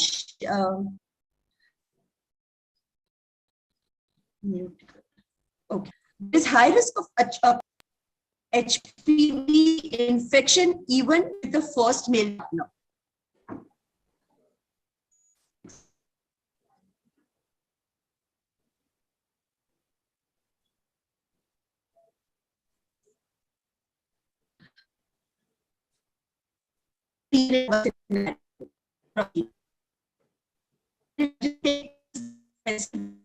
They've been covered in the younger adolescent age group, the cost decreases on the society.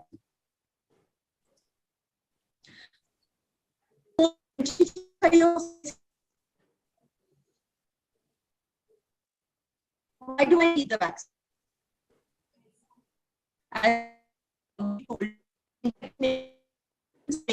Lots of strains which cause cervical cancer. It does, HPV does not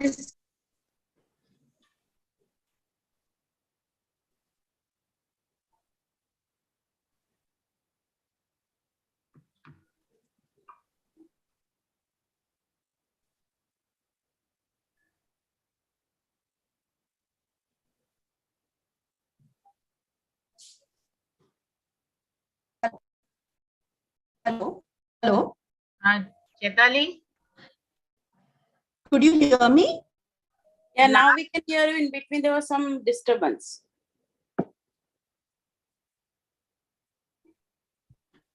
Okay. The fifth point was not the last point, fifth point.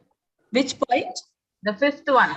So the fifth point was the cost factor.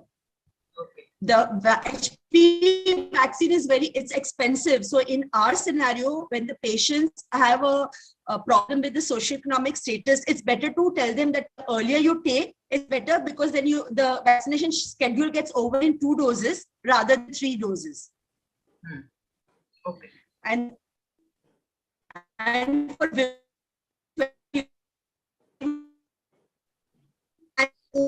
for the vaccine.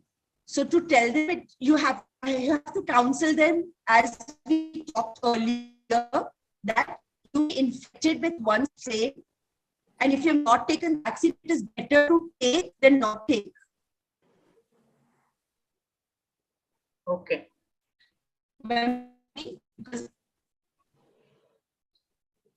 Hello? Chetali, your voice is getting cut in between. Could you hear? Yeah, now we can hear. Continue. Question. Okay, the common question of mother of newborn.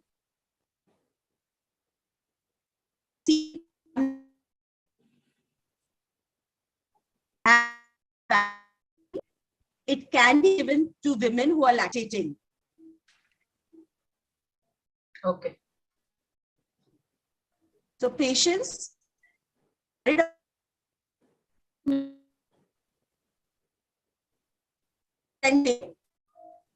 was impacted by cancer usually hours later in life. Will the protection last long?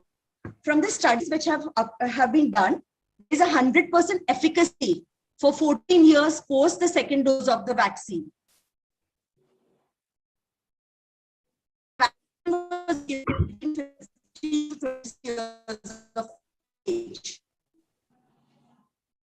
I think there's some network issue, Chetali. Hello.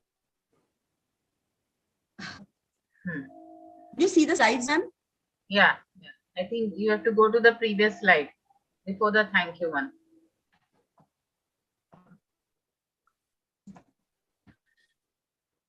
Chetali, can switch over to your phone if possible.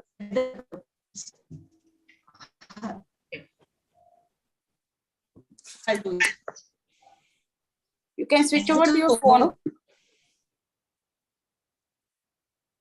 You can switch over to your phone, you can just mention the last 2 slides, which was really important also.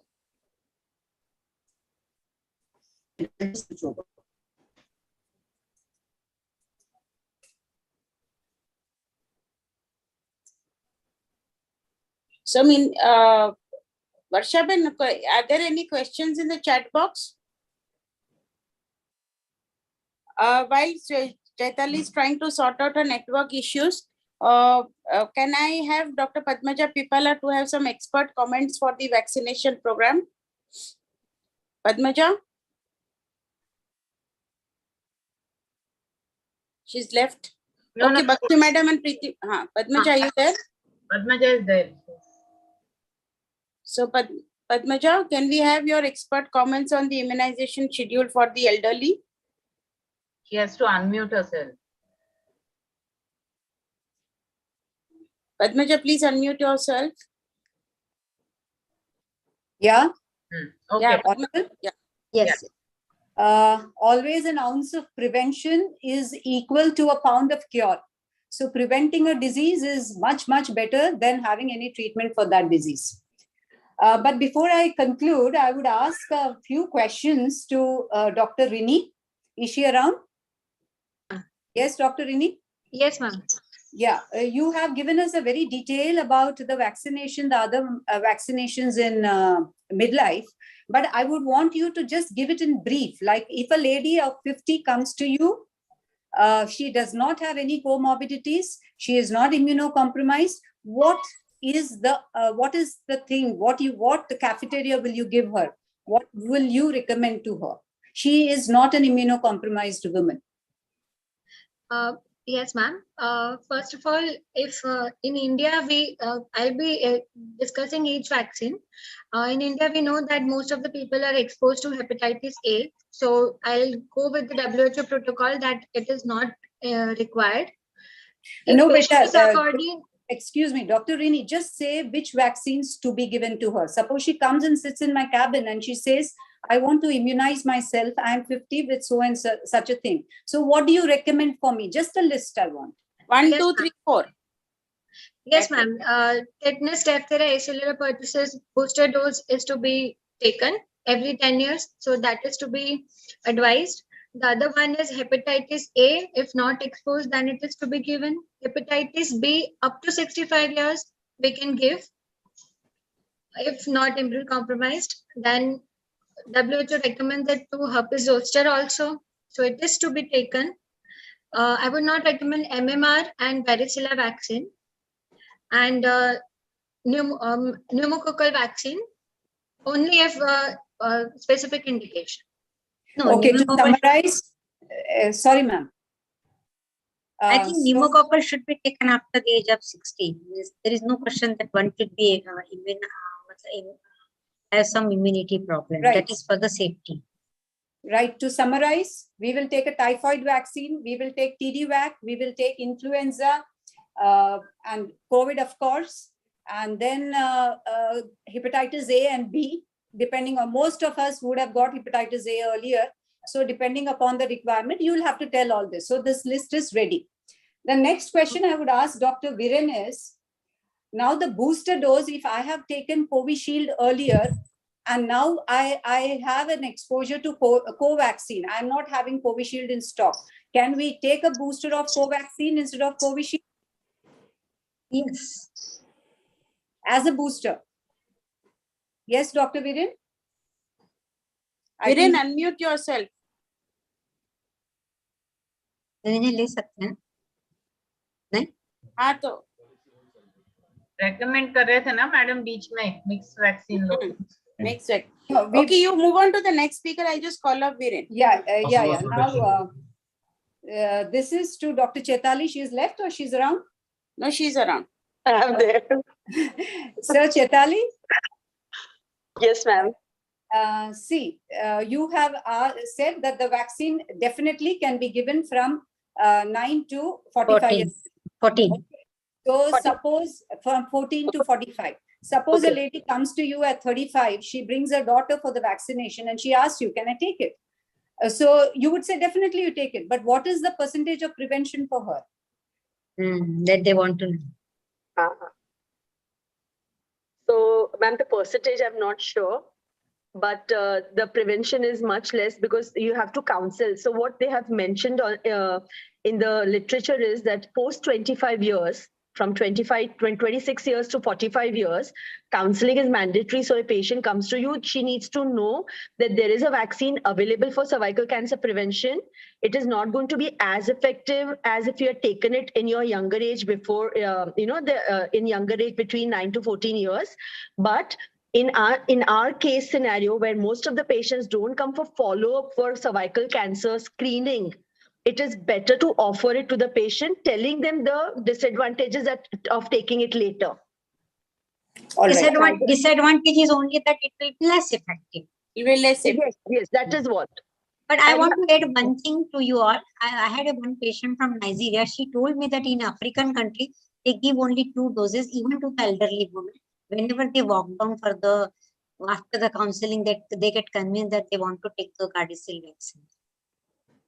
All right. This is their policy. Right, Chitali. Maybe the cost factor could be the reason. Yes, Chitali. It is that if she comes in the middle age, somewhere around 35 to 40, and if she wants the vaccine, she would be getting only 25 to 30% protection from the vaccine. Okay. And then if she's so good that she understood the vaccine and she's coming to you, definitely she will be used to screening herself. She'll be well versed to screening herself. So we may give it if the cost is not a factor, but screening is mandatory for all the women. Yes, right. Now with vaccination of the middle age, we decrease the illness burden in the adults. We decrease the transmission of VPDs to the children. If we vaccinate ourselves, we get less sick and we don't transmit to the children. It will decrease the illness due to VPDs in the immunocompressive and the elderly age group. And then we would expect that there would be some kind of herd immunity which can be achieved. So this has to become a national priority. But as our nation has not yet completed the immunization for the pediatric population fully against preventable infective diseases, so the onus of immunizing is up to us to develop our own systems of adult vaccination. So it was wonderful, Dr. Rini. Dr. Viren has joined. Viren has joined, so you can ask him his question. Yes, Dr. Viren. Yes. You that question for mixing of COVID vaccine. We wanted to know that if a person has taken Covishield as the first and the second dose, could he take a booster of Covaxin? Ma'am, it is not advised by the government, and it is said that if Covishield is taken, then second and third dose should be taken as Covishield only. But in our physician group, we were discussing that cross vaccination may be better for the immunity purpose. But still now government has not recommended, or any other recommendation is not proving that it is better. All right. So what you were talking about that if a person has got COVID infection, definitely he would have developed antibodies to the COVID virus. Now you had asked for a vaccination for those individuals also. So do those antibodies which are through the vaccine and his self-developed antibodies, are they different? Or are they going to pool up inside? No. What is the antibodies are same, but after getting infection, the antibodies would last for 3-4 months or like that. So we need a booster dose to continue the having the antibodies level. So many times we have seen that after getting a COVID infection, if we check the antibody titer after 2-3 months, we have good IgG level. But after 6 months or 7 months, again, if we repeat, then the titers goes down.